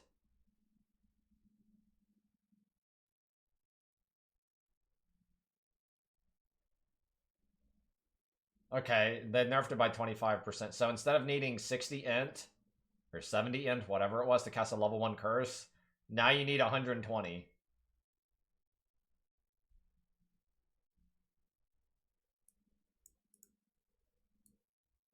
Holy, that's crazy. Blink, Convalescence, and Sacrifice can no longer be activated in specific weapon sets. They are now required to be active in both weapon sets. So they nerfed the Blink weapon swap here. And Sacrifice weapon swap.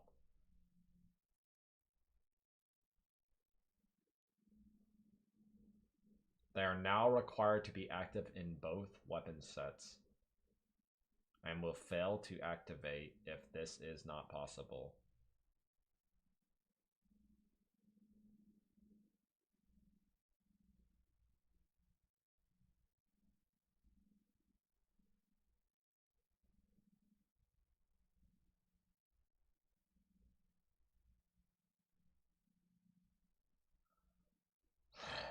Okay.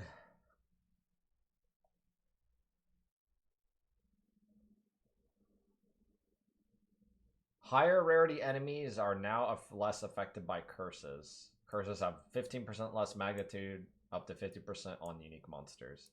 The movement penalty inflicted by skills that can be used while moving now begins to fall off slightly more quickly while using the skill. This shit's already OP, man, for range builds. Spectres and Tame Beasts deal more damage, 25% more. Mark skills are no longer spells. Instant skills such as Unbound Avatar are now usable while on the Roa. Reservation skills that have reduced reservation with quality now have increased reservation efficiency with quality instead. Frozen Locust does damage based off your quarterstaff. Okay. Palm skills can no longer be used without a quarterstaff by default. Totems now use your equipped weapons. Ancestral boosted slams have more AoE. We've also fixed a bug where the increased area effect from boosted slams was described as multiplicative instead of additive. Interesting. Didn't even know that was the case. Well, I'll be back real quick. Oh, what the fuck, dude? Get a baby dog, get a baby dog, get a baby dog, get a baby dog,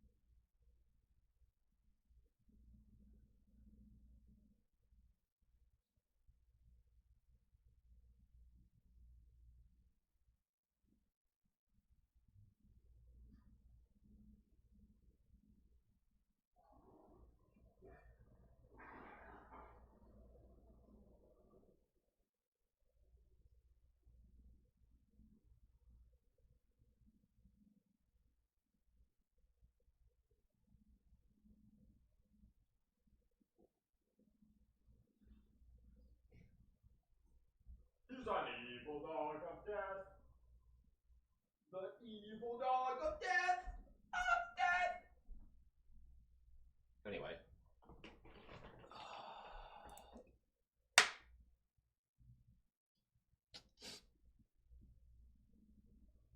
More skills. Where was I? Warrior Totem now have no limit. Socrative Maces now have 50% less attack speed. Arc is now a projectile. It no longer causes explosions against shocked enemies and is no longer a payoff skill. It now chains 6 to 9 times, which is more than before. It now has 50% magnitude. Consumes a lightning infusion to chain an additional time and deal more damage. Okay. How much more damage is this? That's like... Fuck. Like 40% more damage, it looks like.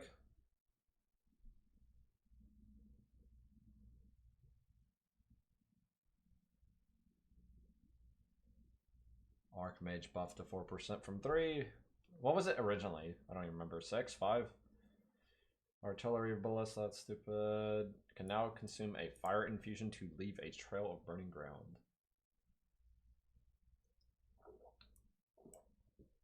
Batter Shout deals more damage versus unique enemies.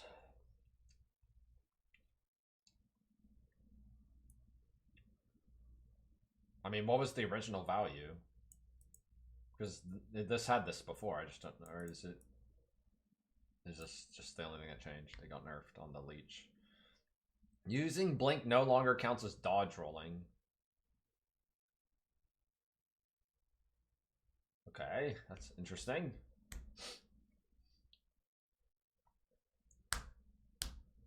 I can have 150 Slender Totems spamming at one time. Log in, dude. Yeah, Blink's a thing. Bone Shatter now deals 100% more damage against unique enemies.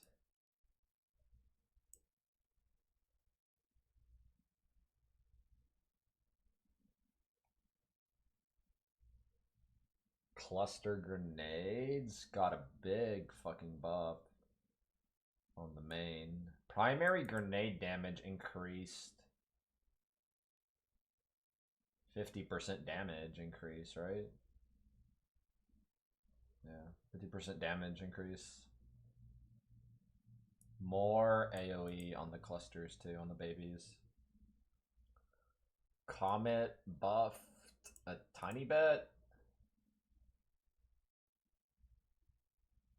Defiance Banner Aura now grants 30% more armor and evasion and 30% movement speed. But 5 banners still, I think.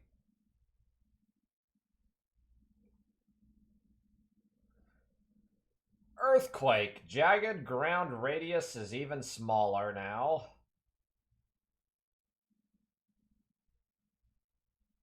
And it gained like 20% damage. Why would they nerf the AoE on something that has no AoE? I'm so confused. Earth Shatter now deals more damage. Nope, it's worse. Less spikes, but you get more damage for each spike. I don't think that's better. Maybe it maths out. I honestly haven't used Earth Shatter at all. I know it's decent, but I don't like the skill enough to use it in POE 2. Elemental Sundering.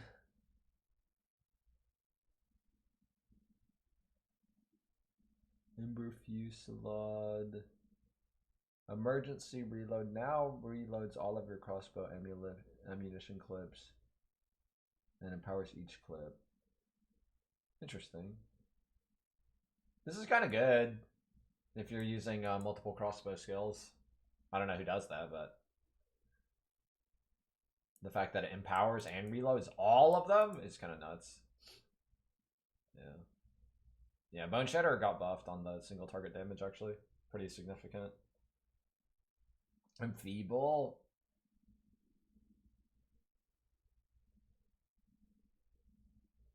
No longer has curse make non-unique or curse make unique targets deal less damage. Now curse, I see, it just doesn't include the curse effectiveness that's built into the monster.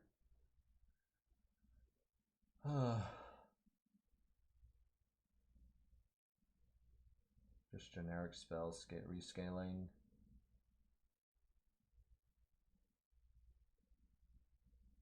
Galvanic Shard. Ammunition no longer has 50% less reload speed and now has 1 bolt loaded per clip, previously 5.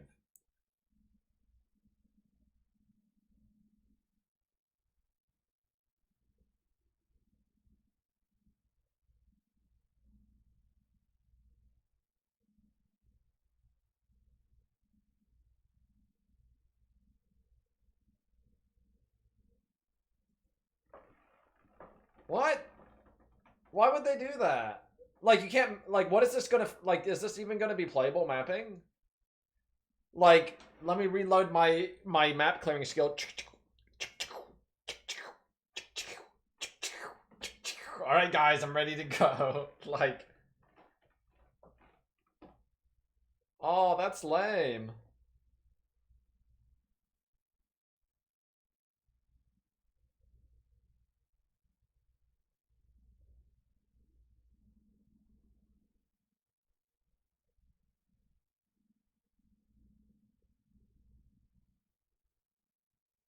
Yeah, you're gonna have to find some other way to, like, make that playable mapping. I know they added a bunch of new stuff. Emergency reload. That thing has a fucking year-long cooldown. I don't know how long it is, but, like... No. Nerfed Herald of Thunder. AoE. No longer consumes fully broken armor. Instead, hitting a fully broken armor enemy will apply a debuff, causing your next hit to deal 5% more damage. Incendiary Shot. Now has ignites you inflict with this skill are 200% faster.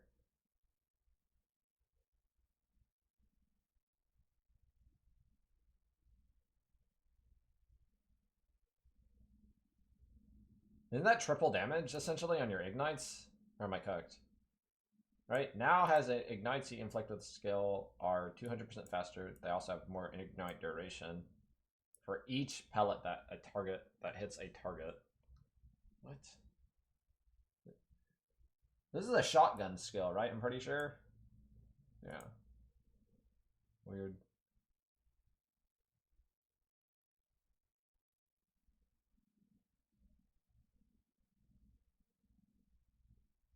Infernal Cry. They nerfed this for sure. This was way too strong. Now empowers 1 attack per 10 enemy power in range up to 50. Previously 1 attack plus an additional, yeah, whatever. It no longer has Warrior Cry speed. While empowered, now gain 49% damage as fire. So it's like half the damage. Still decent. Warrior got hit pretty hard with this one. Though it now deals significantly more damage at gem levels past 20. That's just the combust though, we don't care about that. We just care about the broad damage. Quality now provides empowered, gain 10% damage as extra fire, previously up to 50%.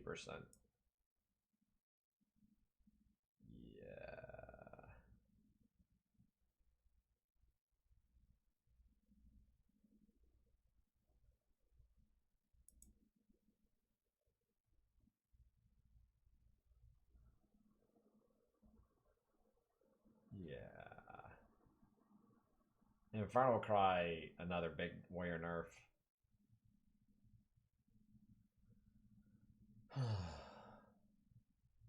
Now grants 25% increased block chance when you're magma barriering.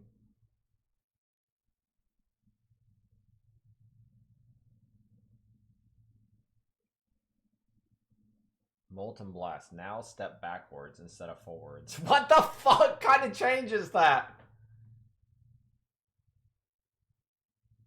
We tried forwards and we didn't like it, so now we're going to try backwards. Now steps backwards instead of forwards if used while moving in the opposite direction to where you're targeting or attacking in place. Now inflicts 200% more flammability and 100% more ignite. The secondary projectile can no longer be modified, so you can't add projectiles to this. Okay, so it's really bad. Noted. Perfect Strike has been nerfed by about 30%, but has more AoE. Another warrior nerf to the single target. It's still good for leveling, for sure, but like... Rake is no longer incorrectly tagged as a travel skill. Well, goodbye Stomping Ground. That doesn't work. It didn't get a 50, 60, 70% nerf. It just got deleted completely. Huh? Oh, that's gone.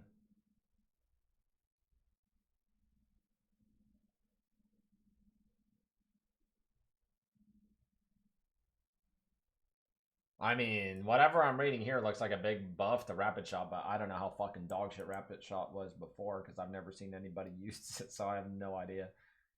Row amount now grants 15% increased movement speed while mounted. However, it now grants 80% less movement speed penalty while using skills,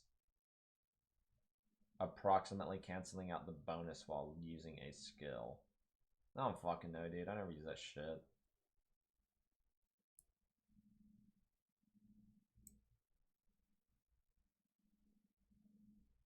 Okay, whatever. More messing with this. Nerfed scavenge plating for armor by a lot. So previously, scavenge plating was with quality 7% more armor per stack, and now it's 4% flat, and it can't be altered. So that's a huge nerf to armor stacking.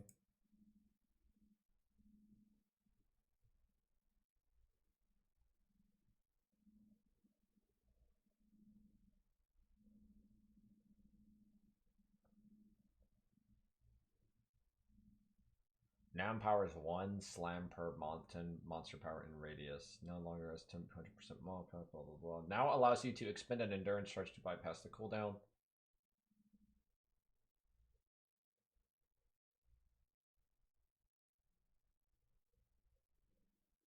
Okay, whatever. Just the aftershock deals 10% more damage, I guess. Sure, whatever.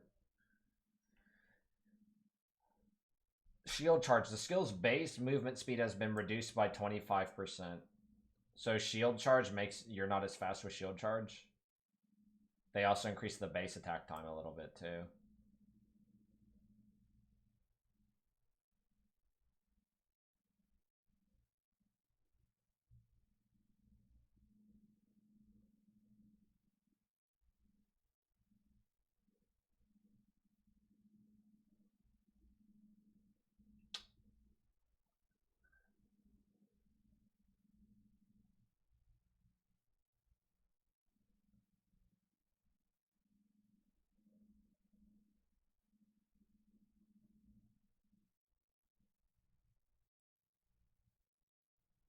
Shock burst rounds was nerfed? I missed it. Pulse explode. Shock burst rounds nerfed by 15% also. So the galvanic shards shock burst rounds build is just nerfed in every conceivable way. I don't know a lot of these. I didn't play spears at all, so I can't comment on that. Any of that.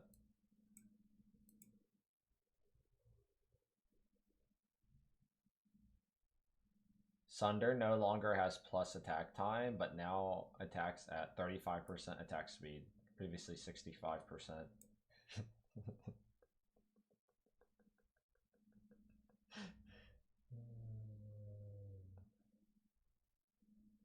No longer consumes broken armor to grant a guaranteed crit. Instead, it inflicts sundered armor on fully broken armor targets, inflicting an additional 20% increased physical damage taken for a duration.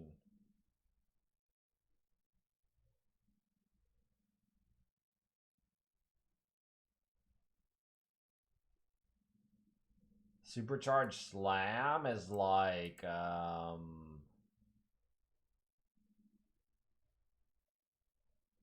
like 60% buff, and then it gets this, which probably just makes it the same fucking skill.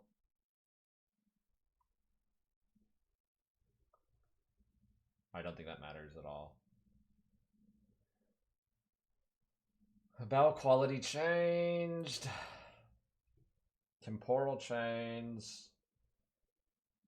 Level 7 gem instead of 13. Cool.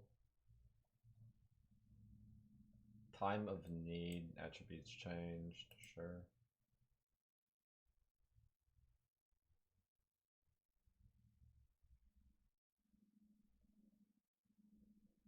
Now has 80% of physical damage converted to fire. And now deals 145 attack damage. Aftershocks cannot trigger more than once every 0.2. This looks bad to me.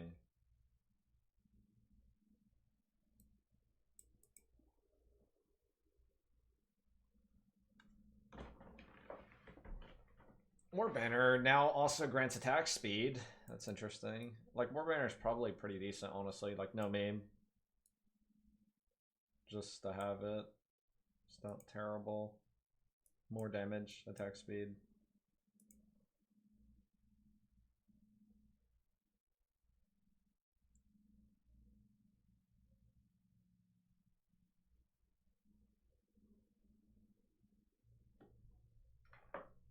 Wasn't this the OP spear? What did they do to Lightning Spear? Did I miss that? Now fires 5 at all levels. Previously 3 to 8. No longer deals more damage when consuming frenzy charges. How nerfed is Lightning Spear? Just no frenzy boost. And then the single target skill was this.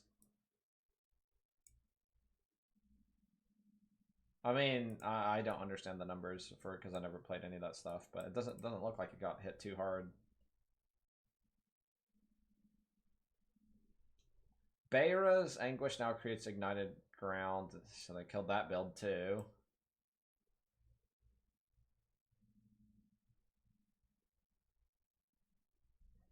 But I'm sure they nerfed Tangle Tongue, right? The Black Braid armor gets more armor. Elemental mitigation. Reservation against undead minions. Cool. Nerf Death's Harp again. Meek creature! Alk silly. Meligaros got nerfed for whatever reason. I don't know all these items, honestly. Deflection. Tangle Tongue isn't even nerfed that much unless they changed how it works mechanically. I feel like Tangle Tongue should be nerfed more, right? 5 to 8 crit. Zoph's Blood unique amulet. Enemies in your presence have fire exposure. Now applies elemental instead. Sure, why not? Yeah, I don't know if it's gonna have the forking crit thing still. That's like giga broken. The Red Blade Banner shield now has some extra block. It looks like they put block on all these unique shields.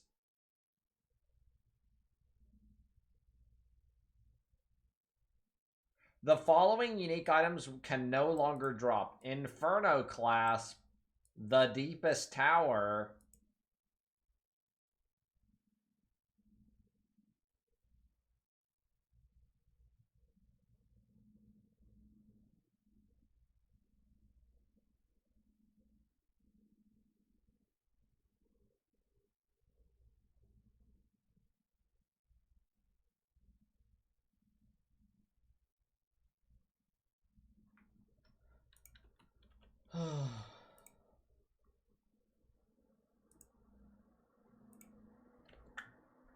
The big nose, water, and then Ruben the colorblind. Woo!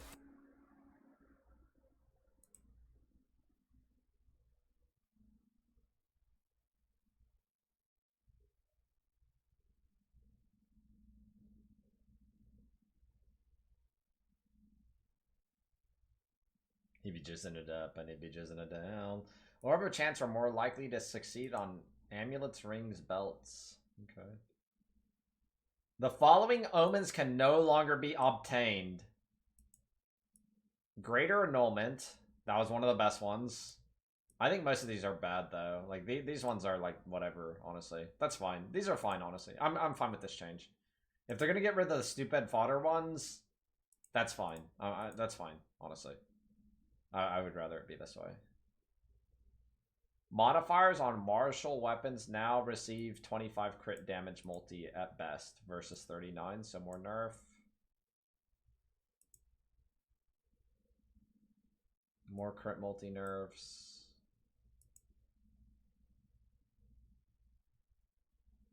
Reduce the number of increased block chance modifiers on shields from 7 to 3. The highest tier modifier now has up to 30% increased block chance, previously 81.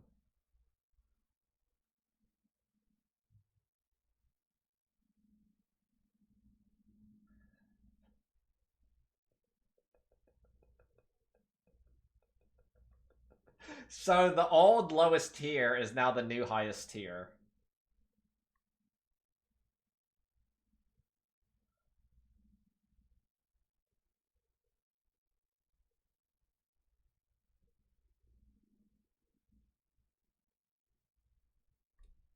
Iron runes now grant 14, 16, 18 physical damage increase versus 15, 20, 25.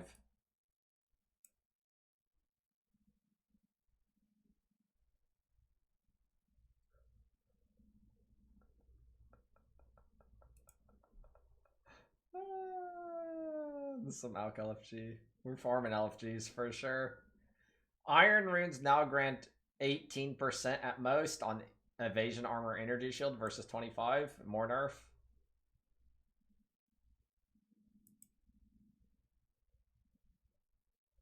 I found the buff.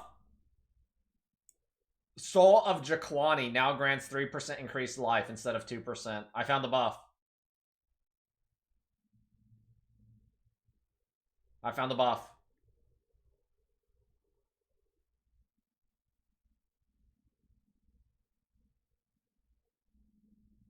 Yeah, what is... I've never even seen this. Where does this come from? I have no idea, because that's pretty good. This one here is Sakawa's Rune of the Sky. I don't even know where this one comes from. Never seen it. Crodal, thanks you for the resub and Monkey Meek creature!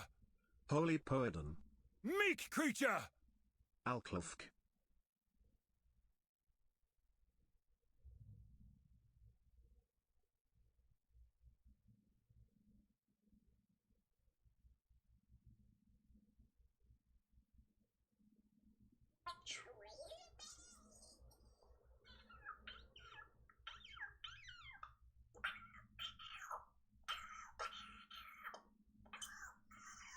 $25% of armor applies to the cold damage taken from hits on helmet. 30% increased presence range. 10% increased chance of block on shields. Log in, dude. Added a new suffix. Armor applies to elemental damage. Evasion applies to deflection rating. Faster start of energy shield recharge. The lowest tier modifiers granting level to all skills of a specific type on two-handed weapons now have a value of +2. Previously 1 to 2. Buff. Fucking finally, dude. Jewels can no longer roll minion accuracy modifiers. Finally, dude. Give her that minion shit. The Stag's Talisman Interceptors. Flat damage.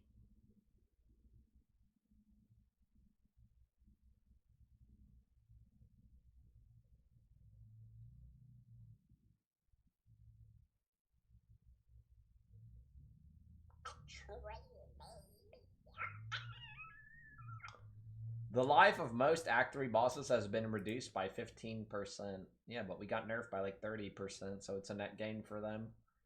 Failing to collect all hourglasses during Zarok, the temporal boss fight no longer fails your trial of the Sekimas. Instead, uninstalls your current running client of Path of Exile 2.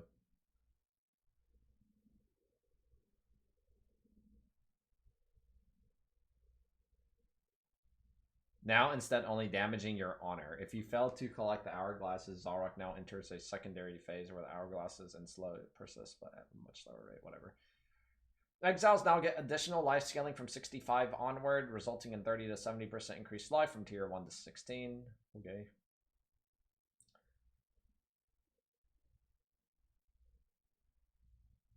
Reduce the number of river hags in the drowned city. Holy shit. Interface. Microtransactions. Bug fixes. I'm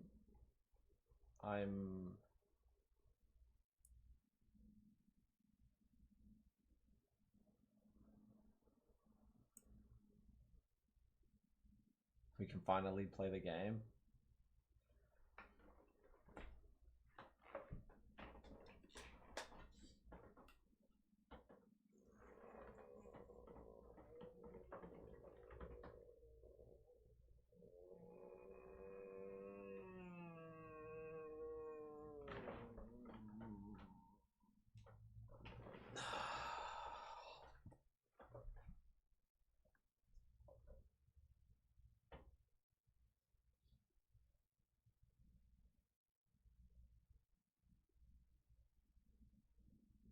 Warrior looks so fucking bad now.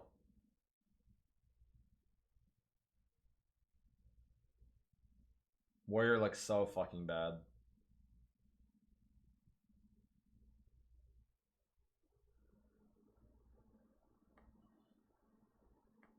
Sunder completely gutted to where it's dog shit. Perfect Strike, 30% nerf. Hammer of the Gods was cooked last league. Inferno Clasp is completely deleted from the game. Warbringer nerfed. Smith of Katava nerfed.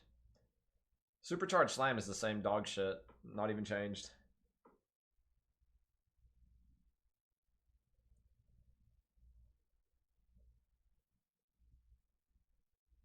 Deadeye again?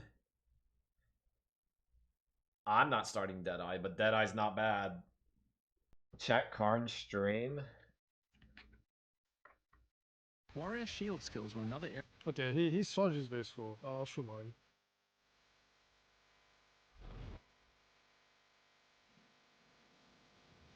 He's jamming out to some music, I don't know. Sounds like Monk it is. Sounds like Monk it is. I'll pop some stuff. Not right now, though. Playing Sorg? Maybe it's good. I'm playing Monk. Pretty sure. Pretty sure I'm playing Monk.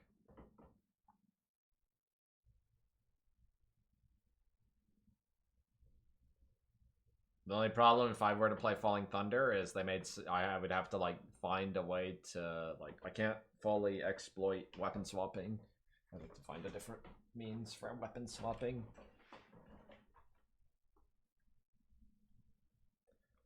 But I mean, relative to some of the other stuff that I see getting nerfed, I don't like Tangle Tongue is still OP, isn't it? I feel like Tangle Tongue's still gonna one-shot everything in the game, isn't it? Unless there's like information there that I didn't notice.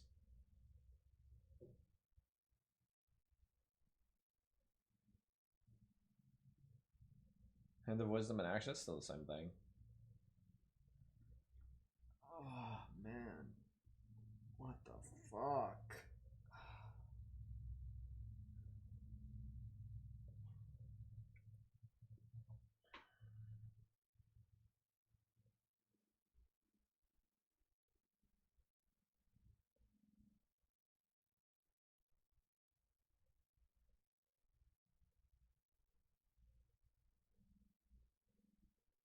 Crossbows? What I don't even know the good crossbow skills. They fucking nerfed the shit out of Shock Burst and Galvanic, right?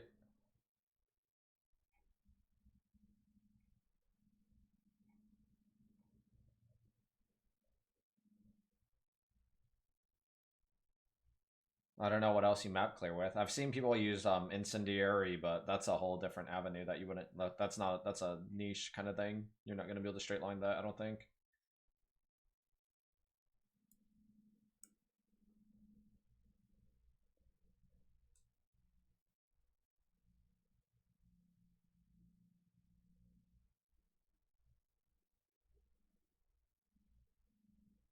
I already wasn't gonna play. I was not planning on playing Warrior, but like it's actually meme level reading this shit.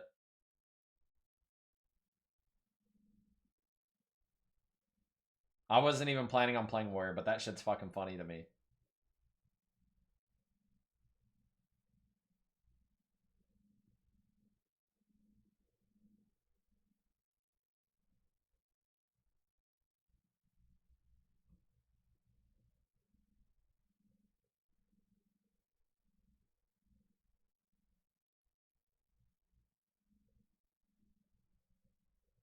Do you know his name, Snowscara? Do you know his name? It's...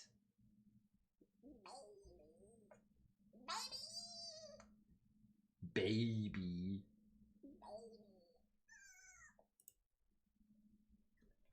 One bolt loaded per clip is absurd low. Yeah, they when they were showcasing a lot of those new crossbow reloading things, I was like, yeah, this is kind of cool. This is gonna be like really smooth gameplay, but for Galvanic, no, it's gonna be infinitely worse no matter what.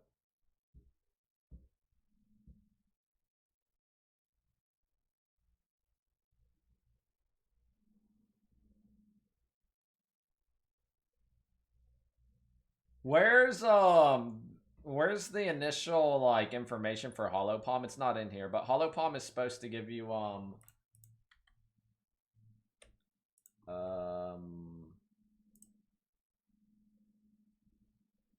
flat damage, I thought. Is it flat damage? I'm not 100% sure. I don't know if I can find it somewhere. Was it this? I think this is it. See this line right here. Physical damage based on their skill level. Unarmed attacks that would use your quarterstaff damage gain physical damage based on their skill level. This is really important. Because you can definitely get meek creature 200% more attack speed, 3 times damage, potentially. You can also scale your crit, that's fine too, with like hybrid or pure ES items, which is probably preferred anyway, honestly, but let's just say 3 times damage. But like this, how much damage you get base physical matters a lot. Like a lot. Like this probably is really strong.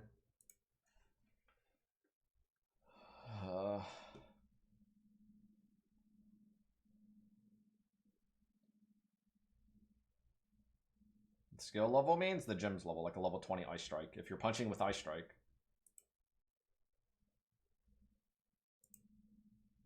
Yeah, but like, imagine like armor pieces though, you know, getting good prefixes on your gloves, helmet, and boots are kind of fucking annoying with like having a good, like an actual roll on your item.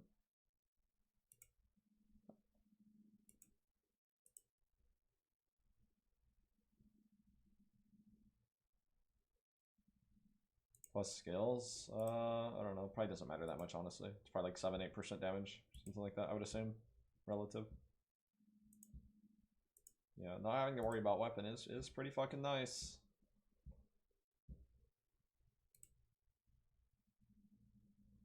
Both of your hands are empty.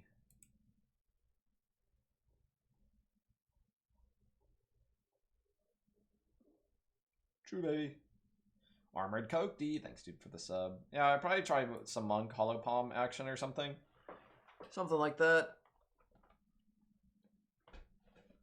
Even in campaign, this might be ideal, honestly. And the reason is, the game doesn't give you enough currency, because I've done a couple runs recently, right? The game doesn't give you enough, like, you can have one, at best, like, decent weapon, like, every, like, 3 weapon tiers. So, like, you get a weapon at level 1, then your next weapon's at level 5, and then your next weapon after that's, like, level 11.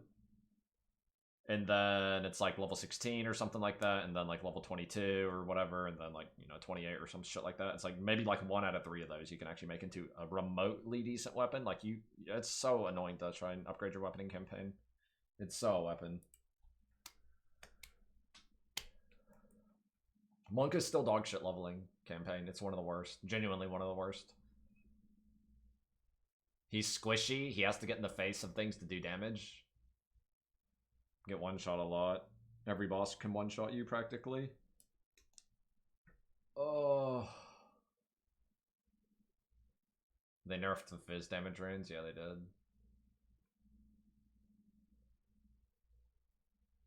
Ice Strike for Monk? I mean, maybe on launch, not last league.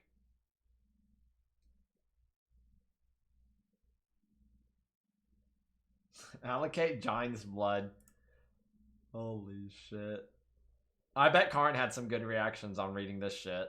Like, it just kept getting worse for the Warrior. You start here, like, they pay it off, like, yeah, we reworked Warrior. It looks good now. It's gonna be good now. And then you start reading through this shit, and it's like, oh, wait. This guy, Warbringer got Giga nerfed. That sucks. Wait, Katava got nerfed. I mean, that's fair. We kind of saw that coming. Then you keep going down, and it's like... Giant's Blood, you get half the HP from Strength. Well, we already didn't have enough HP, so cool, I guess. We have no HP now, and then it's like... Sunder's deleted. The Perfect Strike does 30% less damage. What else was there? Block is capped at 50%. But, you know, full investment. It's 50% block. Max block. It can't even go to 75 anymore unless you're a, you know, stupid guy. Infernal Cry is 1/3 as powerful. Yeah, Infernal Cry is 30%. 33% as good as it used to be. It's like crazy, dude. Crazy. I'm glad I wasn't even like planning on playing Warrior. I just didn't want to play a slow guy again. Another league in a row at the league start. I don't know. Some of the fun builds, like, I had a lot of fun playing Shock Burst last league. And that's got gutted. That was gutted. I don't, like, that's kind of crazy to me. Hopefully, Monk is a vibe. They nerfed my Falling Thunder build also with the, sacrifice change. I don't know how much effort it would be to make that functional. It would still be a playable build, but you would probably have to use no auras, and all your spirit would have to be put into your thing, which is, I don't know, it honestly might be top tier build still. That build was by far the strongest build I played last league, and nothing was even close to it. Unless you play Tangle Tongue, basically. But I mean, having no auras is... I don't remember what auras I used on that build. I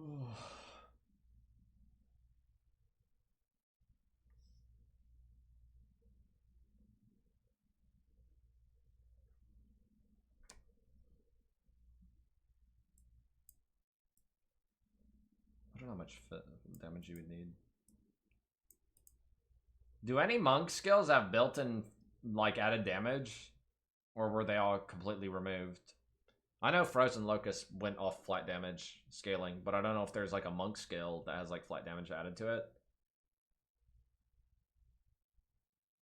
As a baseline. Hollow Palm Falling Thunder wouldn't make sense on the skill tree. Like, at all. Is that true? Probably not. Because you want to click all the... whatever it's called. All the power charge shit on Falling Thunder.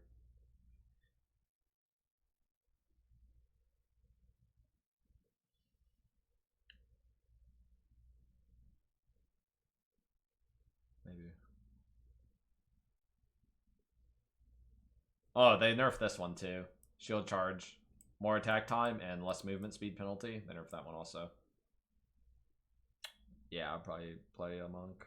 Punching monk. Or Falling Thunder. Falling Thunder might still be like Giga OP. I'm surprised though. I was expecting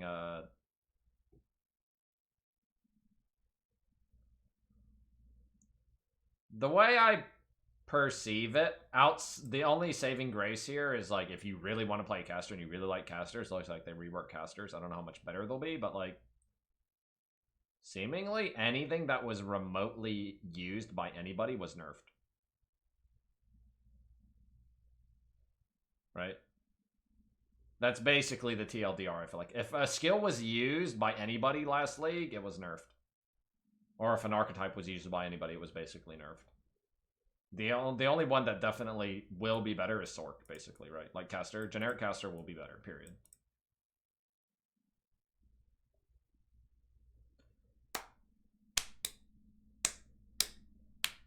Yeah, I don't know how good Chula will be. I need to look at it. Like, compare what it was before. Because before it was pretty fucking dog shit.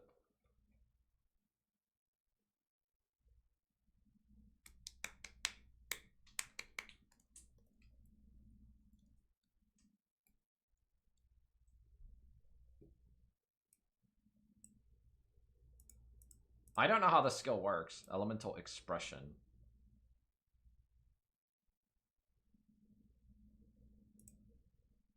Can I find that somewhere?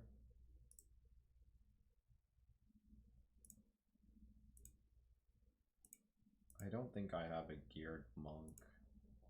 I think I made all my characters naked, I'm pretty sure.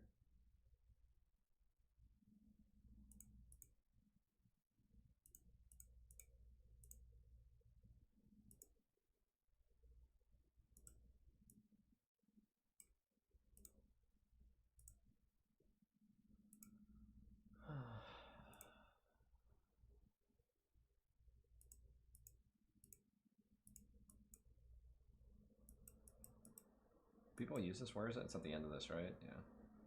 Trigger elemental expression on melee critical strike.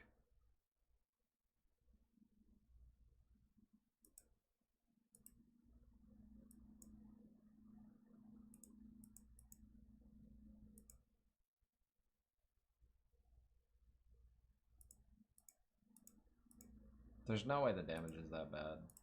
I'm loading up the game. Hold on, let me see. Because I've never actually used it.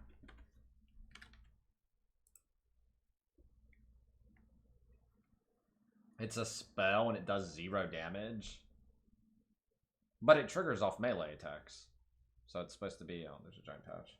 So it's supposed to be off of attacks, right? Do some warrior runs. Yeah, fuck that. I'm not playing warrior, dude.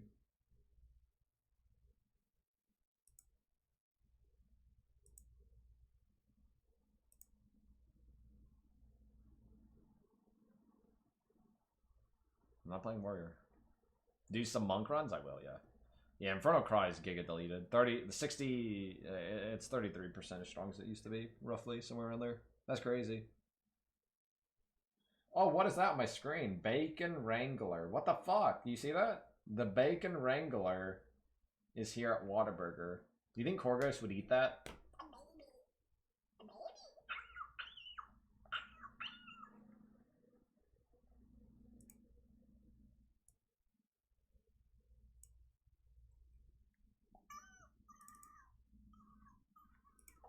I think I wanted me to change his size or something. Is that right? I think that was it. Is that what they told me? Let me look. 1920 1080. So that's what I just changed it to. It says change your Whataburger thing to 1920 1080. Okay, I just did that. Cool.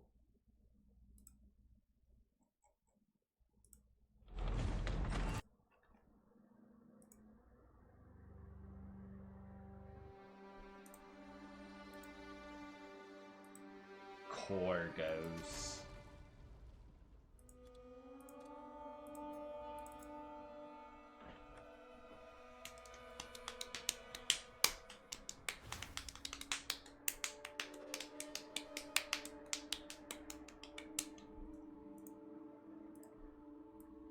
Come on, WSD, help.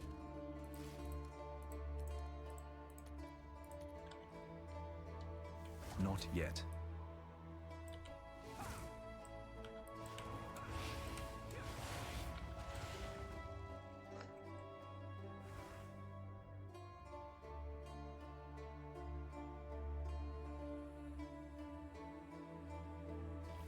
I mean, honestly, I don't use my spirit for anything too important, right? XD, Wind Dance or Ghost Dance. This build would still work for sure. You get so much, you end up with so much spirit, 200 plus. This character has pretty good gear though, to be fair. This build would still work next league. Anyway, I'm pretty sure this build would be fine.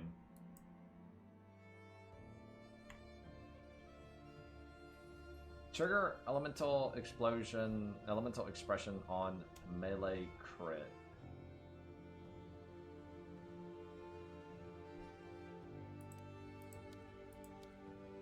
Pierces Vice.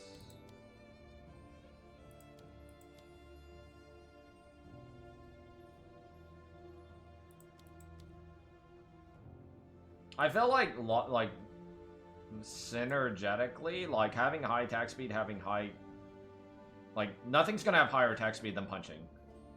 Something like Tempest Flurry, or you know, some attack like that. I don't know if Tempest Flurry is ideal because it doesn't teleport you to the mob, and you would prefer that. But like elemental expression on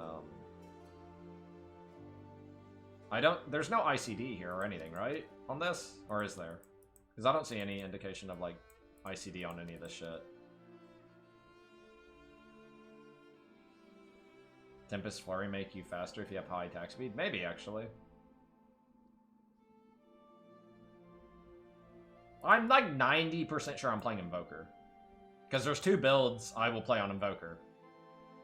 There's 2 builds I'll play on Invoker. Right now, as is. And I don't really want to play New Warrior. It looks bad after all the nerfs.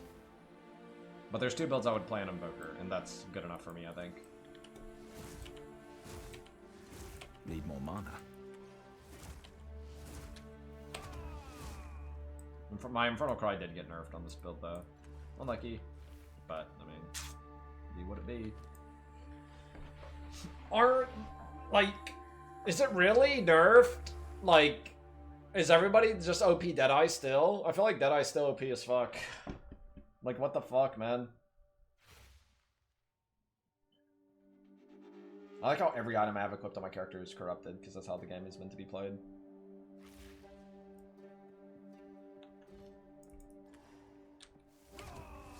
I'm playing Monk. 99% sure. Like, they nerfed Warrior. Dude, Giga Divine Orb my gear. That's... I think it's cool.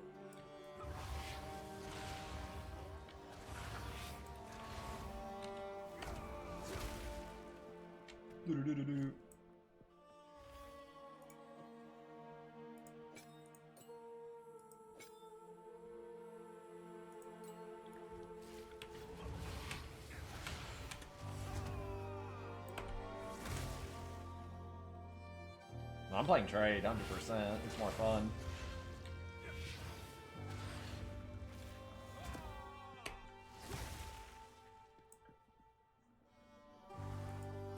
Oh, there's cast on crit on this though, isn't there?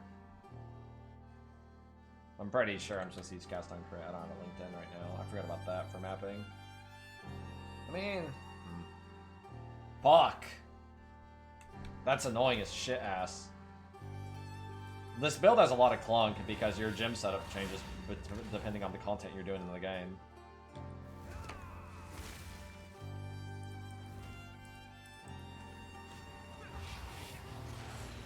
I cannot.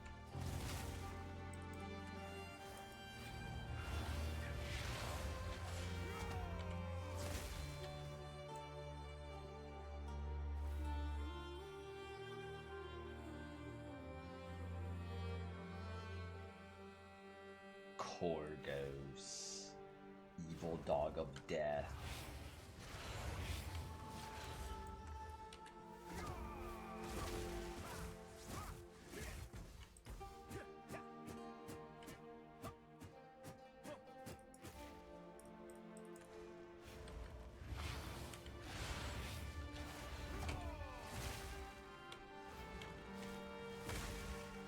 Punching monk it is. I'm unable. They actually gutted the fuck out of Warrior. It's so funny.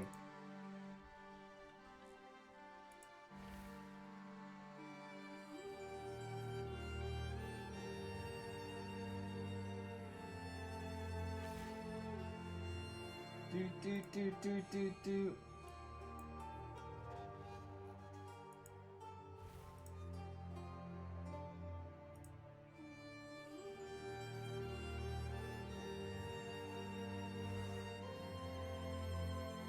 Just people are just really happy about trading. We'll see how it feels.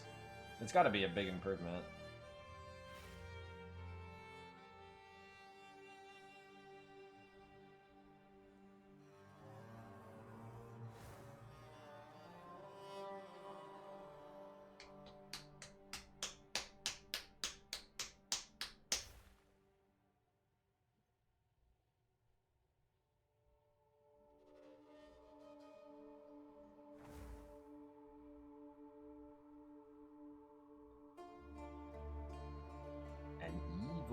Korgo. Korgos is evil, and evil is Korgo. Korgos is an evil dog. Evil is a Korgo dog.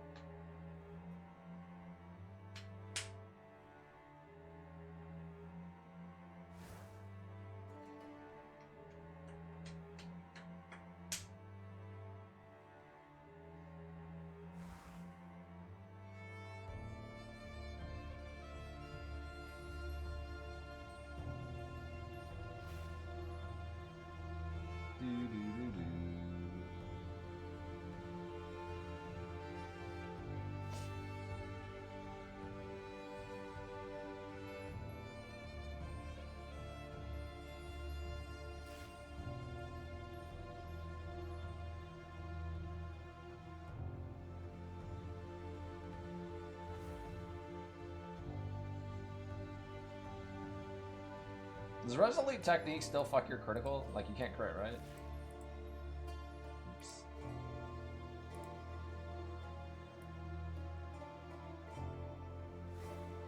Or did I just, like, miss that part out?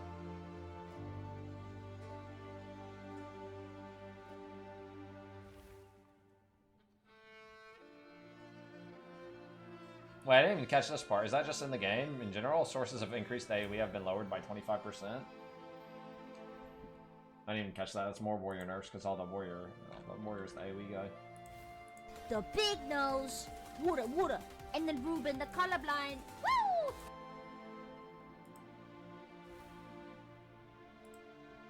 Need more nerfs.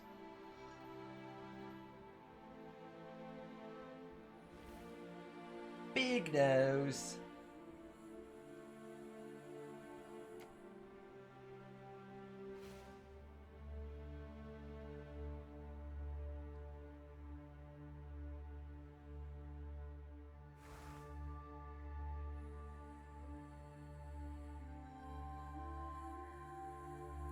Oh, isn't this the new leveling build? Is actually just to click every strength node and play shield charge with stomping ground?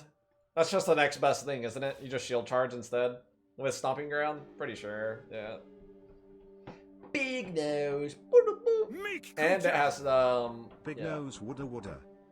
It has no cooldown anymore. Big nose. Or monk? What does monk have that's a travel skill? Big nose. Big. Yeah, but you're an electronic gar, remember?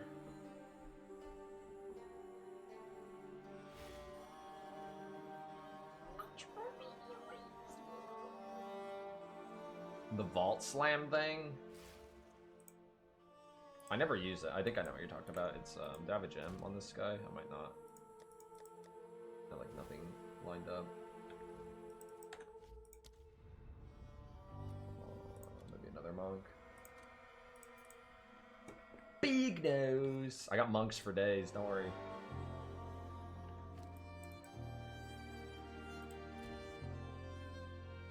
Meek creature! Yeah, I'm thinking I'm Bloober. I mean, that's just what level gem it is. And Korgos is evil.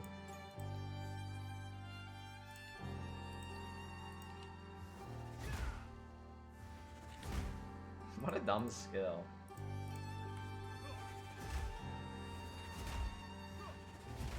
Why does it make me go backwards? Think about this.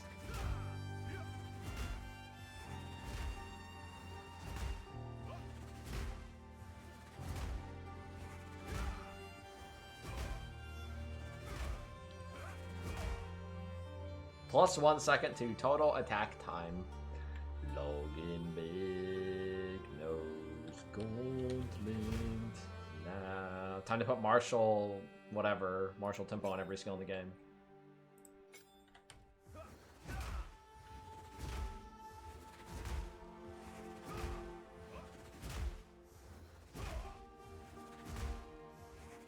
Morling Assault will be the new monk single target skill. Maybe if they buff the numbers a lot. I don't know what the numbers are right now.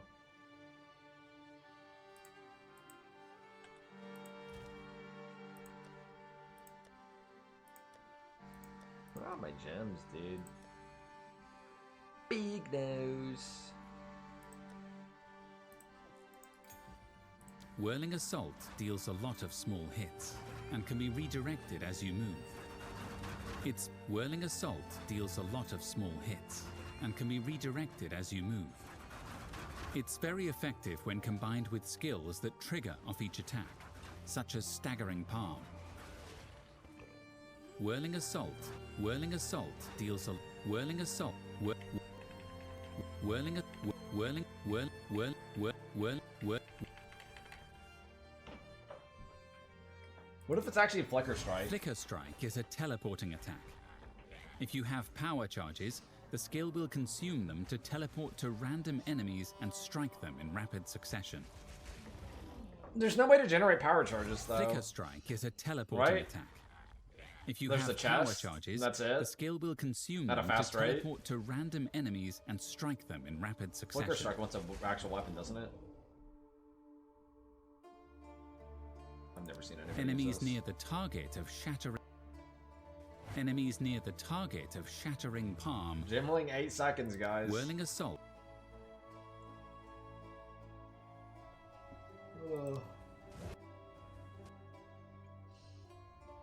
I mean, Tempest Flurry looks nuts just because 140% attack speed base, right? I guess Ice Strike has it too, but.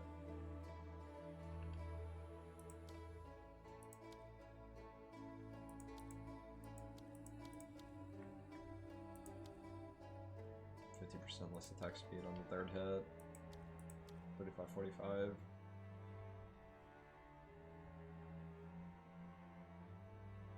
Bacon Wrangler Burger. Whirling assault deals a lot of small hits and can be redirected as you move. It's very effective when combined with skills that I've trigger never- like, off each I don't- attack, these numbers such are as deceptive, staggering right? palm. Oh, man! Alright, what's my timeline here? When does this come out? Like 8 days? It's like over a week still, right? Actually?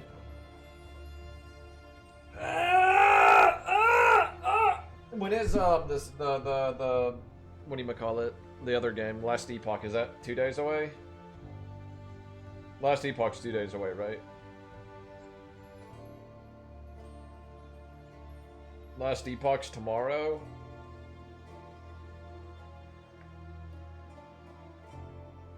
Tomorrow 9 a.m. Fuck. Like 14 hours? I'll probably play. But I haven't played in like 2 years. I'm just gonna like meme something to stream for a little bit before POE 2.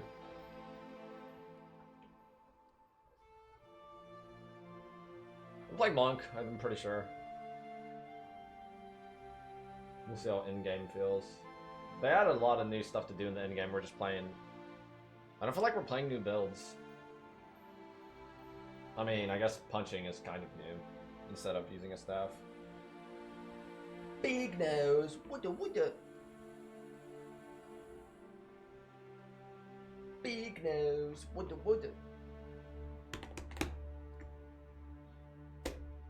Whirling assault. I'll pop my guys and see what I think I want to play. I do think Falling Thunder might still be absurdly OP, but well, the one thing that is weird to me is why do I not understand Lightning Spear? Like, isn't it just gonna shit on the entire game still, like instantly with 0 effort? So everybody should just play that, or am I wrong? No? What about Wind Serpent's Fury? How much damage was it gaining from Frenzy Charges? Was it getting like a zillion?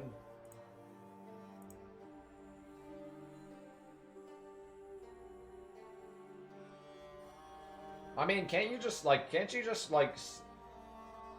generate max Frenzy Charges in like 20 seconds and still one-shot the boss? I don't see why you wouldn't be able to do that. Like, even if it takes you 20 seconds to get all your charges, you would still just instantly one-shot the boss, wouldn't you?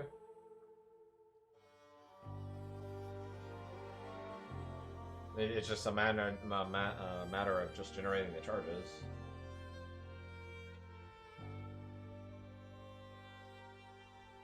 It just seems weird to me. It's a Corgo baby dog.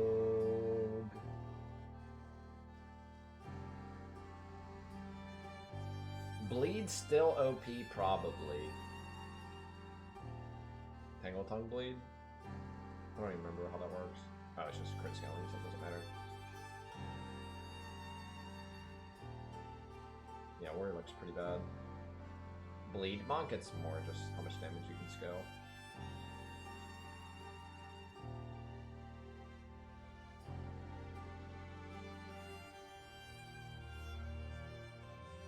Big nose, woody.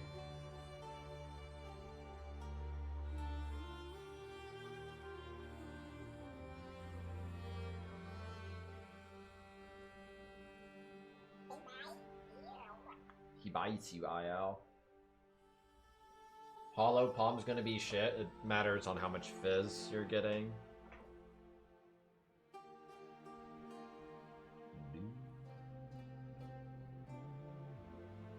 Chaos stacking monk? I don't know.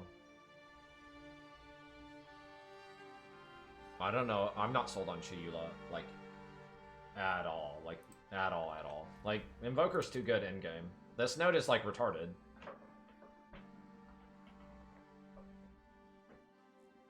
This node on this build right now is 129 spirit. And it's not just 129 spirit. It saves you all those suffixes where you would get spirit. Or all those affixes where you would get spirit. Prefixes. Like prefix on chest, prefix on amulet, trying to get corrupted, spirit shit. Like, it saves you all those affixes. This node is absurdly broken.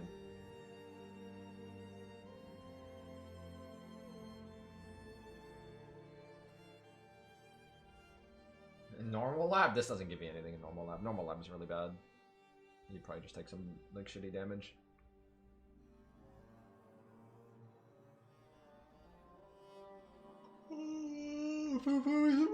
What?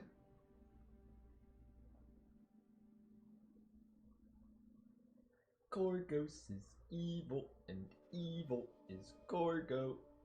Gorgos is evil, and evil is Gorgo. Probably a couple days of last epoch to fail, and then I'll polish up some POE 2. A little bit of running through the game, probably right before the league comes out, then we do it. Warriors Moose thing. I was already not planning on playing Warrior, thankfully. But they definitely didn't sell me. Nothing the Warrior I saw was attractive except the mace skill that exploded the entire screen with the fire FPS drop skill. But that shit's still gonna be inferior to default attack.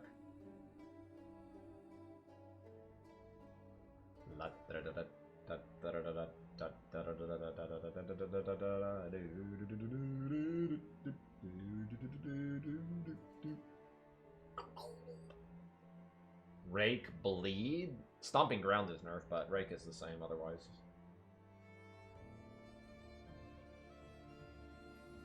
You'll give Stormwave a try with unarmed, but Stormwave has no synergy with attack speed, does it?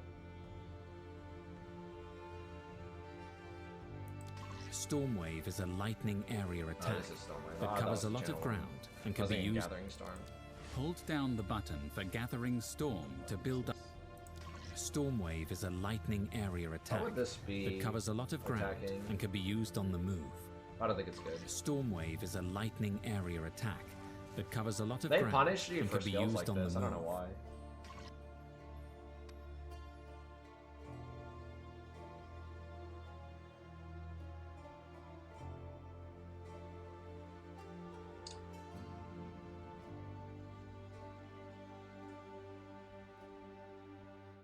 Depending on how much flat damage we have, this could be pretty good. Charged staff. How much does it give you on a high level? That was a high level gem, right? 1 to 20. What's like a low level gem on charge staff? The scaling of it. 1 to 9. That's probably like 1 to 21. Charged staff consumes your power charges to grant lightning damage to your attacks. While the buff is active, your attacks also launch shockwaves. Reusing charged staff will extend its duration while keeping the bonuses from all the power charges you have used so far. Charged staff consumes your power charges to grant lightning damage to your attacks. Power charges. While the buff is active, your attacks also launch shockwaves. How good were I know the charge nodes are actually pretty strong. What you get from them. 20 crit multi, 25 crit multi. 20 crit multi, if you've gained a charge.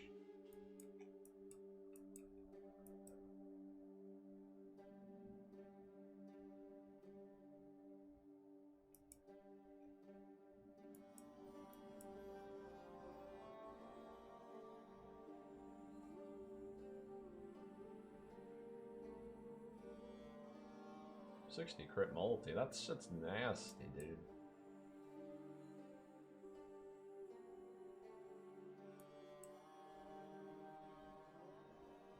This one's the weak one.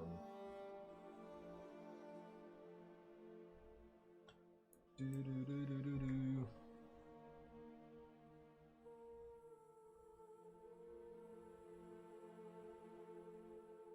It just depends on how much fizz you get.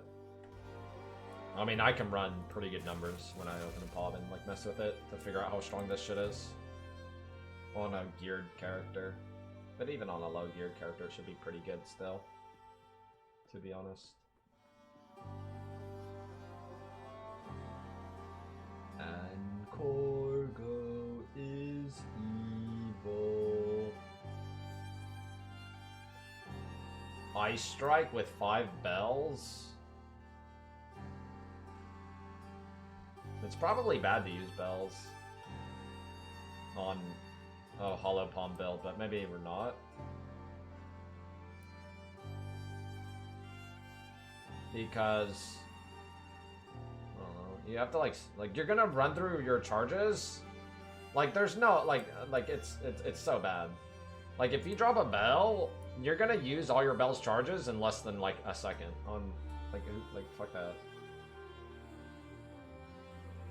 Johnny Dick Dead, he's coming for you. Johnny Dick Dead, nothing you can do. Johnny Dick Dead, he's coming for you. Johnny Dick Dead, nothing you can do. Nothing you can do, Johnny. Nothing you can do. Nothing you can do, Johnny. Johnny, there's nothing you can do.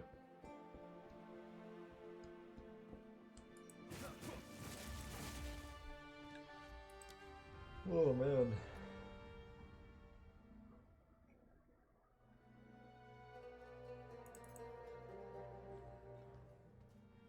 Which character has no gear on? Help. Corgo is evil. Does character have gear on? He's got some gloves. Plug in. Punch him.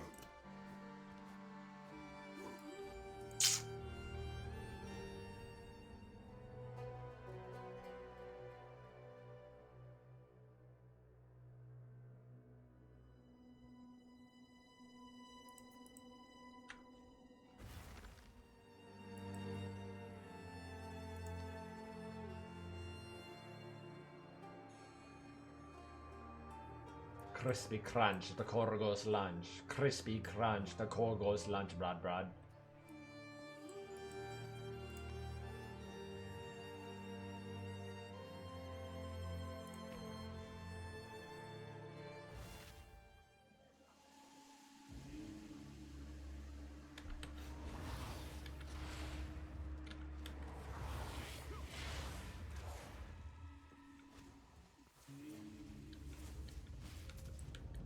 So I could still weapon swap to eat my minions. It's just both sets have to be made for that, right? Which is fine. I think that's fine, honestly.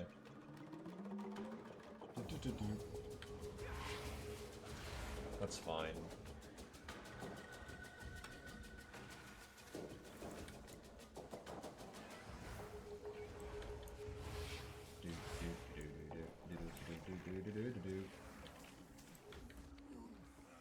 I'll probably try to pivot to this later, but I think I'm playing stupid thing at the start.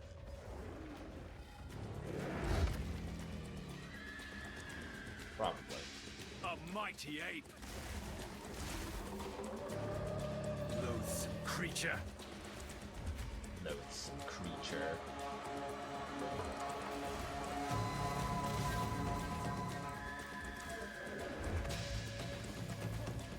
Probably.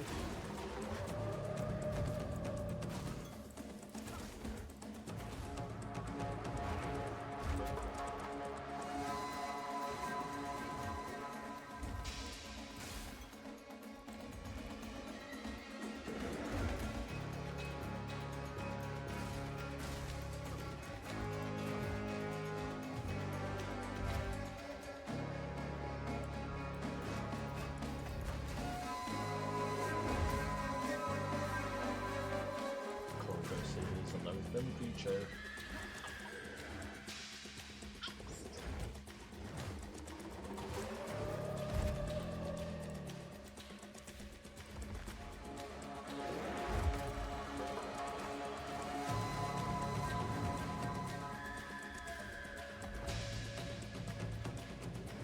The weapon swap? You can't weapon swap Blink, and you cannot weapon swap Sacrifice. You can do it if they're already on both weapon sets. So on this build, I use my weapon swap to make minions, and then I eat my minions for power charges, which is fine on the skill tree, right? I can still click all the minion related respawn shit for my build, but I have to use Sacrifice and my minion reservation in both sets. Same if you were to play Blink. If you were to play Blink, you have to have Blink in both sets. There's nothing else you can do about it.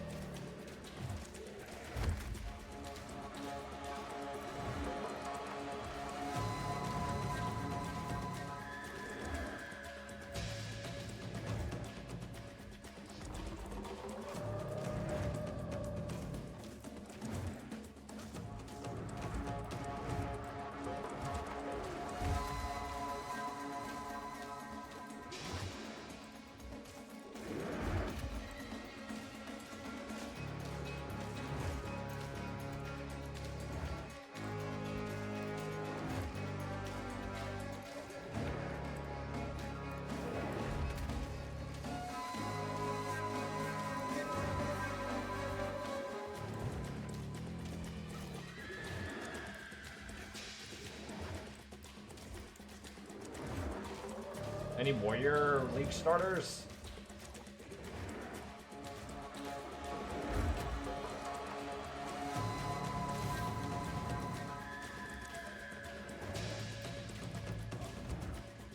How hard does this hit?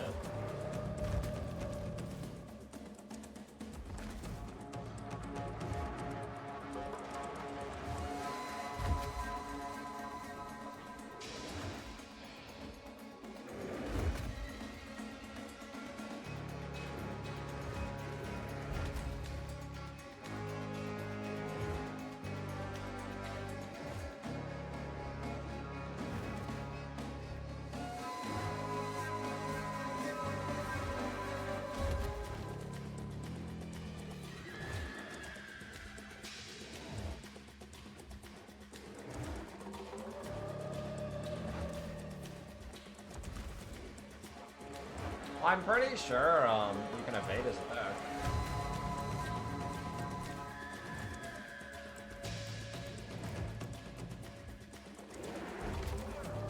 Oh, he hit me there. Alright, you can evade this, I think. I didn't know you could evade this attack. I thought it was considered like an unevadable slam.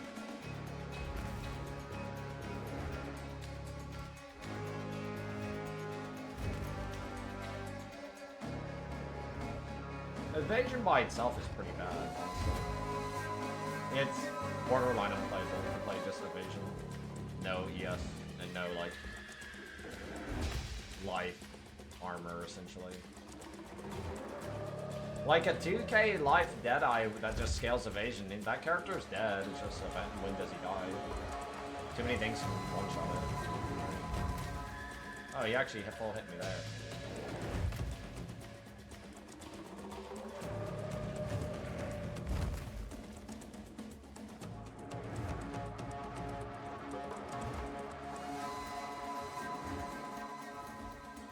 Crit? Probably not. I have 0 physical mitigation on this character.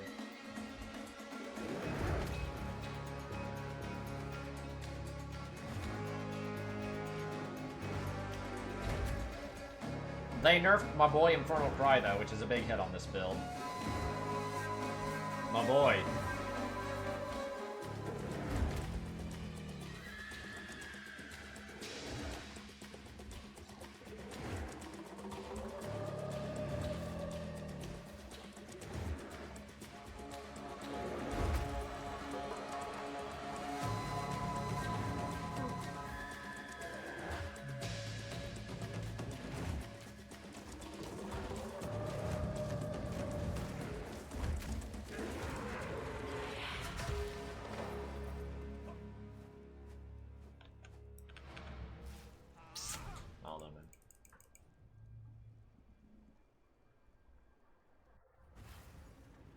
There's still a lot of nodes on the tree we don't know what they are. A lot of skilled gym reworks that we don't know what they are, support gyms. This is not the place or the time.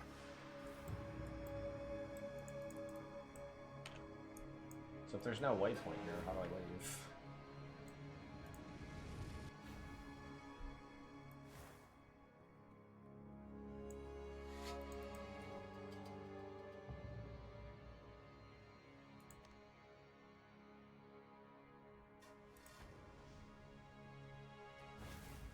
They're adding a Giga Life wheel for Warrior to make up for it. That would draw unwanted attention.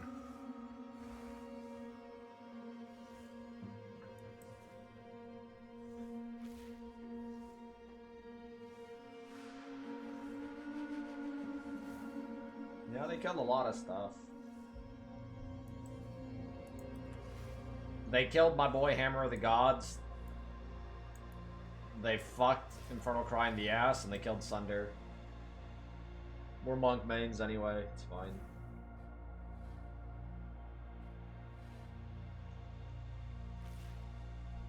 What if they put in the warrior tree 3% life nodes, but each of those life nodes has -5 attack speed in the warrior? 3% increased life, but -5% attack speed. 3 of them. Click them.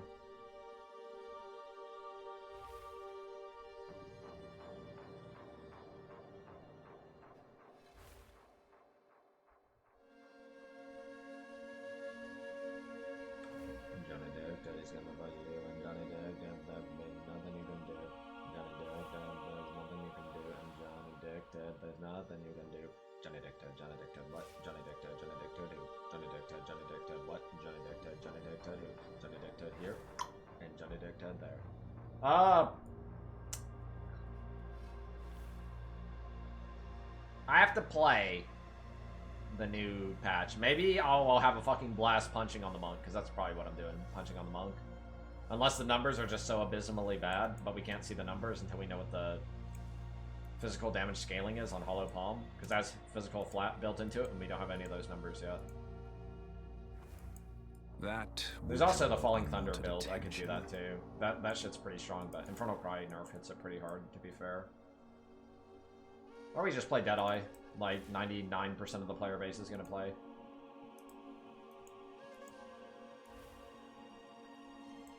Johnny Dick dead, there's nothing you and Johnny Dick dead, there's nothing you can do, and Johnny Dick dead, nothing you can do, and Johnny Dick dead, nothing you Johnny Dick dead, what? Johnny Dick dead, who? Johnny Dick dead, what? Johnny Dick dead, who? Johnny, I know about your dick dead. Johnny, I know about your dick dead. Hey Johnny, I know about your dick dead. Johnny, I know about your dick dead. Hey Johnny, Dick dead, what? Johnny Dick dead, who? Johnny Dick dead. Do you understand what I'm telling you, Johnny? This isn't the place or the time. Do you see him in chat, Big Nose? That's baby.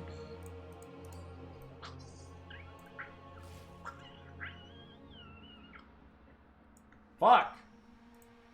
That was a reveal. I expected some new ascendancies, honestly. We didn't get any. Unlucky.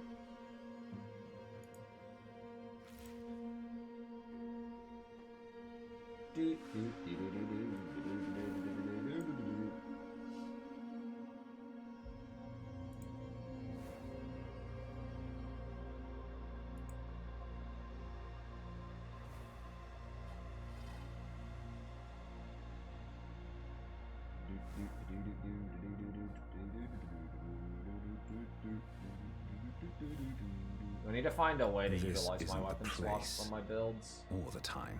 I know what it is on Falling Thunder, but if I play Punching Monk...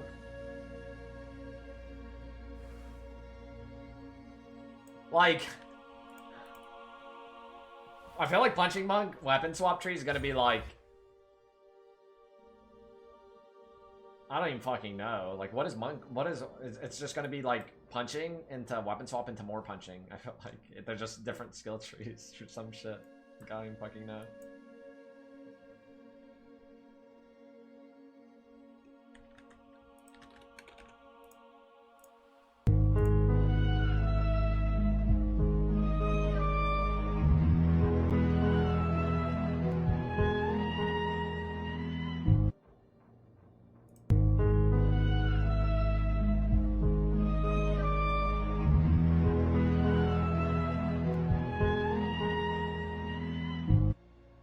understand apathy.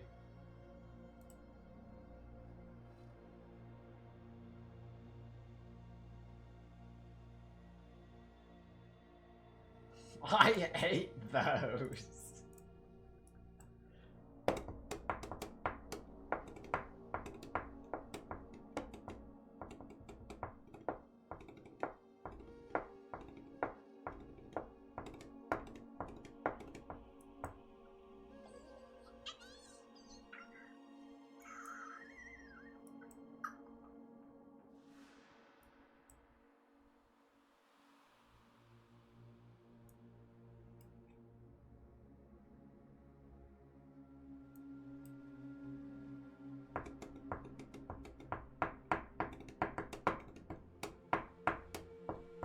I ain't logging into the fucking warrior, fuck that. I must restrain myself. Is the Discord good memes?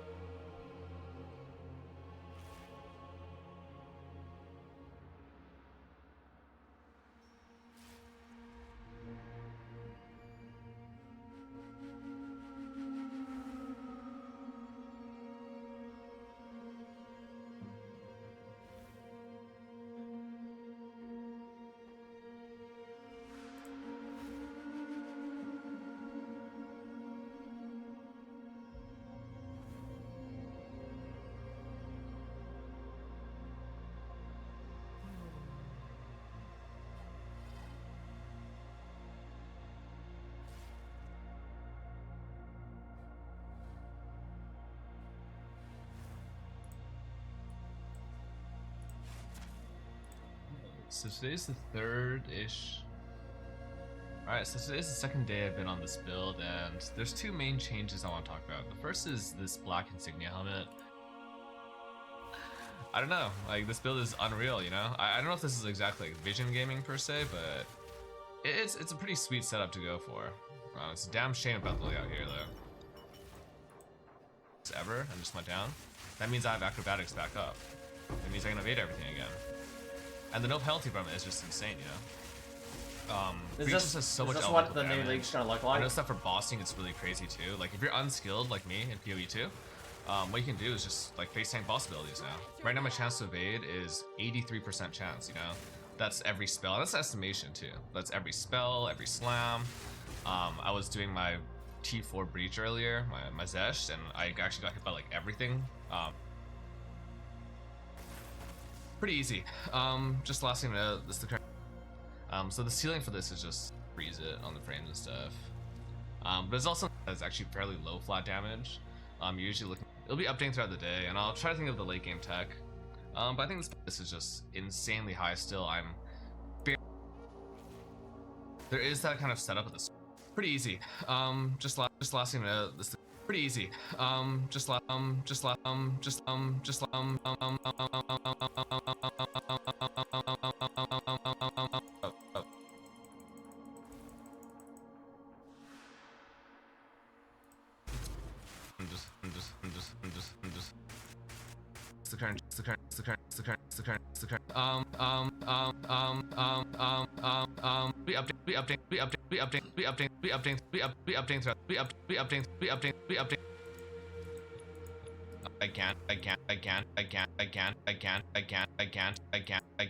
Look. An FAQ for it. You put damage on like half flat.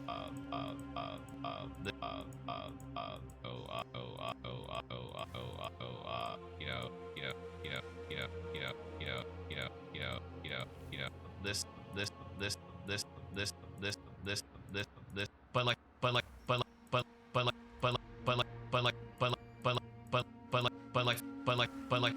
But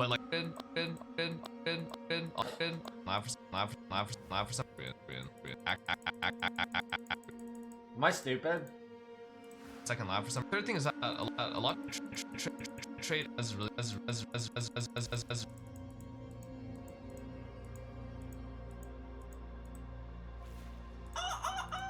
on the frame and stuff. He was drinking Bud Light, man.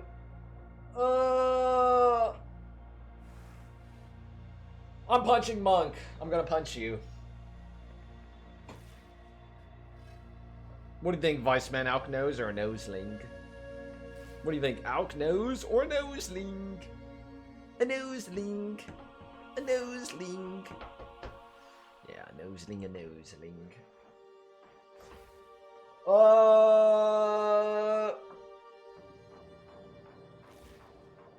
I'll do some Monk early game. I was already doing it a bit. They changed some stuff though. Falling or Frozen Locust will feel different. Maybe it'll be better though. I don't think it. Maybe it will. I don't know.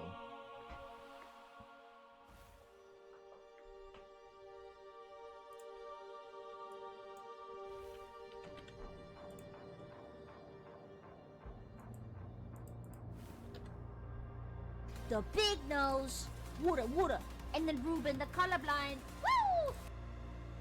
You understand, Big Nose?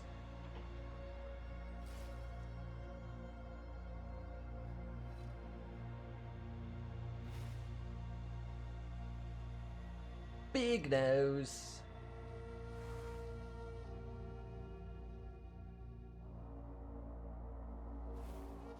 Monk Mysteries. Think of what all I'm interesting, like what I initially want to play, and the only thing I really gravitate towards is Monk, but maybe someone will, like maybe Sork looks sick. The idea of like picking up shit off the ground to play Sork, I don't know how that works on bosses. I didn't bother to like look into it enough. Monk hidden tag. Don't worry, it's on me.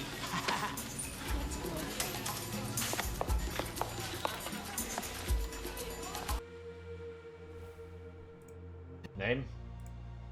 Would it? They don't deal enough damage, yeah. They got nerfed too many times. This isn't the place or the time. What was that from? It's the next patch that we're about to get here in a couple days. ZDPS patch. Actually, Monk's probably gonna do a lot of damage, honestly. Woulda. I must restrain No myself. ES nerf?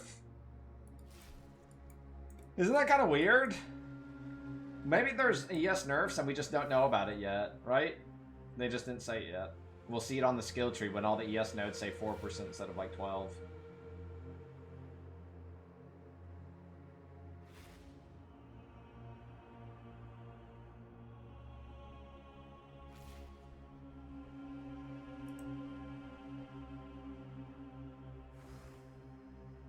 What is the Eternal Youth nerf? I didn't even understand it when I looked at it.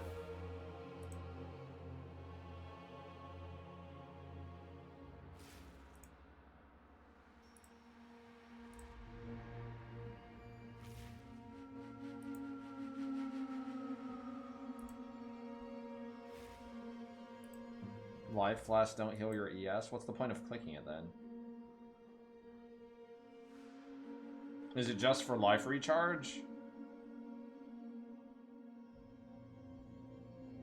So there's no reason to click it?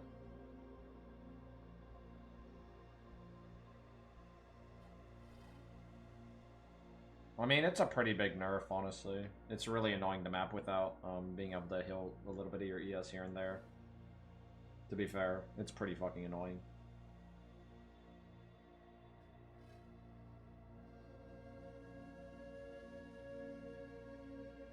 Slam Cogs, thanks dude for the 98-month resub. The additional arrow on bows, that already exists, right? That's from last patch or whatever, right?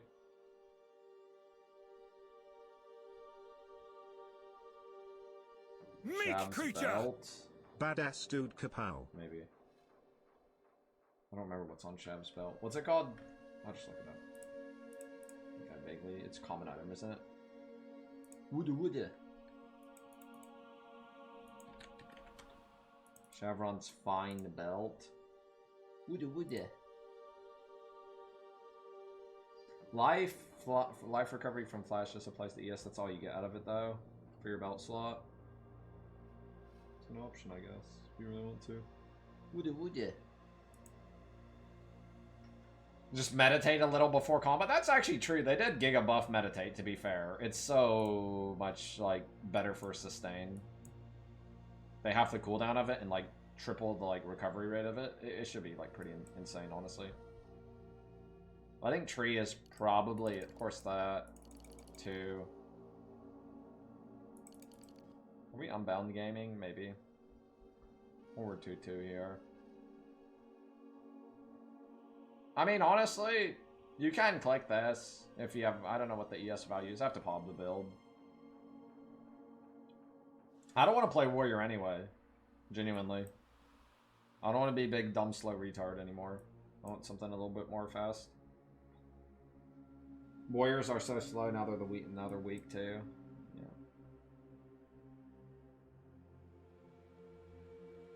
Okay. There's not really anything to do unless I just start popping. I don't feel like popping. I'm kind of tired. I didn't sleep much because this announced. I woke up for it. I'll do some days of Last Epoch. That's tomorrow, I think. Couple days of Last Epoch, and then we play POE 2. I'll probably do a little bit of leveling, campaign leveling. Maybe I'll figure out what skill I'm gonna use. I'm not sure yet, though.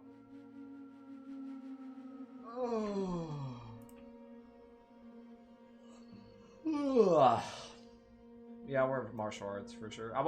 We don't know where the keystone is, do we? Where's the keystone at? That matters a lot. It should be in here, like, for sure. It has to be in here. I forgot there's this shit, too. But I can, like, figure it all out later. Like, these nodes are not that bad, right?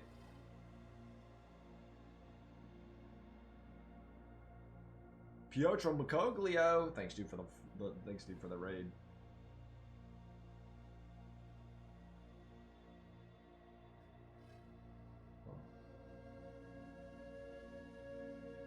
Northwest of the monk starting location. Ew, northwest. Is that like here? I wonder where it would be. What the fuck? What the fuck, man? Kidding me? What's your name? There's I feel like it should be over here somewhere, but maybe it's northwest of the monk part. I hope it's not up here. That would suck. Maybe it's just like really close. If it's close, like here or something, like there's no good nodes on this tree. On the like up is bad in general. Up is bad in general. What, Herald? No, probably no Herald or Ice for clear. The unarmed nodes look decent, honestly. Like, this node looks kind of good. 50% maximum dash distance. That's really nice for mapping. If you're using any dashing skill, like Ice Strike.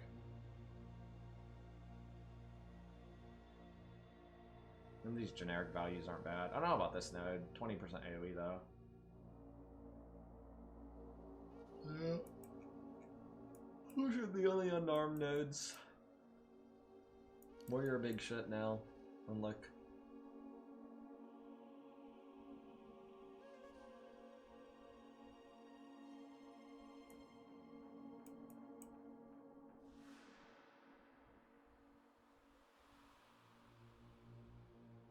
Less versus reduced. I mean, 20% attack speed is more DPS than 25% damage in general, once you have some stuff clicked on the tree. I can't wait to play Deadeye again. Yeah, I mean, I just know I'm not warrior starting. I don't mind playing Deadeye, but I don't think I'm going to. Not at the start, maybe later. I'm playing Monk. I'm like 99% sure I'm playing Monk first. Karn will still play warrior, probably.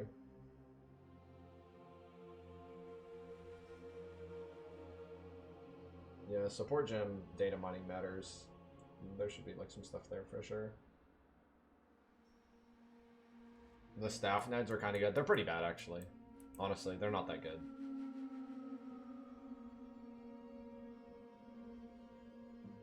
The best thing about the staff nodes is the value you get from this. You get a lot of attributes, which is like whatever, honestly. But, like, the staff nodes aren't that good, honestly. In fact, honestly, I think a lot of the pure weapon trees need buffed. Like, because there's only like one mace cluster on the tree, there's one unarmed cluster on the tree, there's one staff cluster on the tree, and they're not even that much better than generic stuff you could click anyway. They're kind of weak. Thebes. Old Yungle sayings, thanks dude for the 19-month resub. Third Monkason will be dumb support stuff like Mercs. No, I'll permaban everybody Meek for this. creature! Big booty Latina furries Alco ooh. We'll do some pobbing over the next couple days and figure it out, and we'll probably get some more info anyway.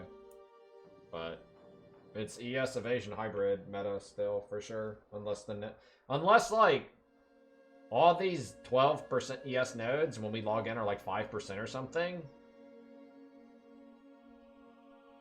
and they just didn't say those were changed. Unless they're all like 5%, you know, like half nerfed or more, like everybody's just gonna play evasion ES. I'm pretty sure. Anyway.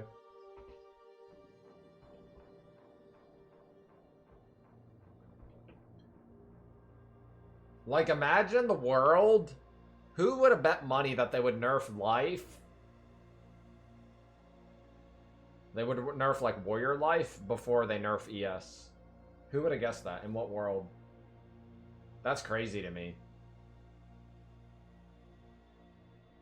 Isn't that crazy? That sounds crazy, doesn't it? That sounds like... That's, like, nobody could have get... Like, that's insane. That sounds insane.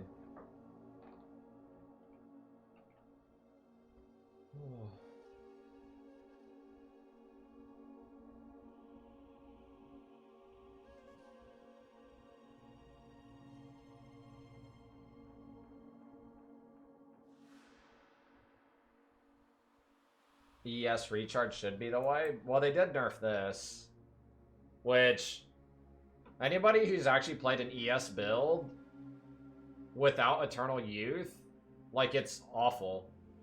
Without real recharge, like that Giga 1000% recharge chest or whatever the fuck it is. Like, without this, I almost want to say ES is not even worth playing without this in the ES evasion side of the tree. Do most Deadeyes take this also? I don't know if they go this high up, but it feels really bad without this. Like, it feels really bad without this. Because every lingering dot, every ignite, everything that like trickles your damage down, trickles your ES down a bit, it's like super annoying, super fucking annoying. Every little micro peen hit, it's really bad. Like this I would consider mandatory on ES evasion builds, at least on hardcore for sure. And they're removing this essentially, so like Ghost Dance by itself is not enough. That being said, Monk has Giga Meditate now, but I don't know if you just always map with Meditate now. Because Meditate's like 2 times buffed for recharging your ES back. Giga short cooldown, and it basically will cap your ES instantly on hitting it.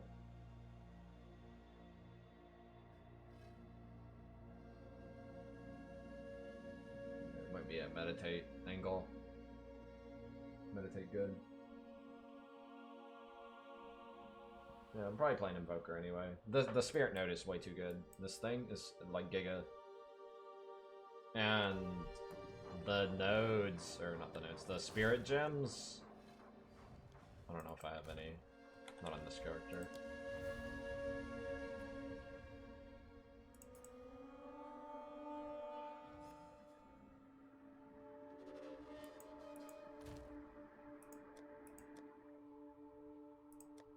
Even if you weren't to use the Spirit Gems for Ghost Dance and Wind Dancer, which are both really strong, they're like Trinity is extremely strong for damage, and Elemental Conflux is also extremely strong for damage. I mean, honestly, Attrition is too, but you probably don't have the strength, right? 97? Not that far off, but it's less requirement next patch. But like these 100 Spirit elemental damage ones are actually very, very strong.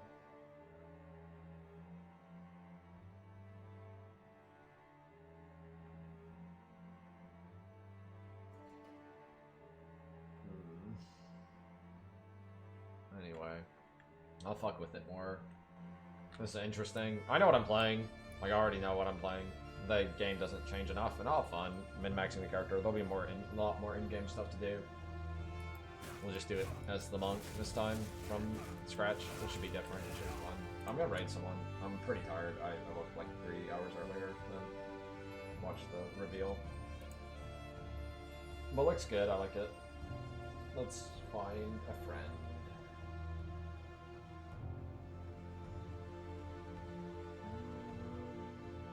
Route 2 maybe. I don't know how long Route 2 usually streams, but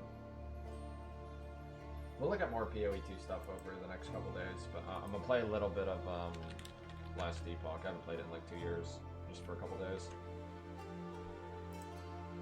Yeah, we're doing the Hollow Palm, whatever. I don't know what skill though. Ice Strike, Tempest Flurry, probably one of the two, probably. We'll see though. I'll be back tomorrow. I think Last Epoch is like, I don't know if I'll wake up in time, but I'll probably play it tomorrow. GG.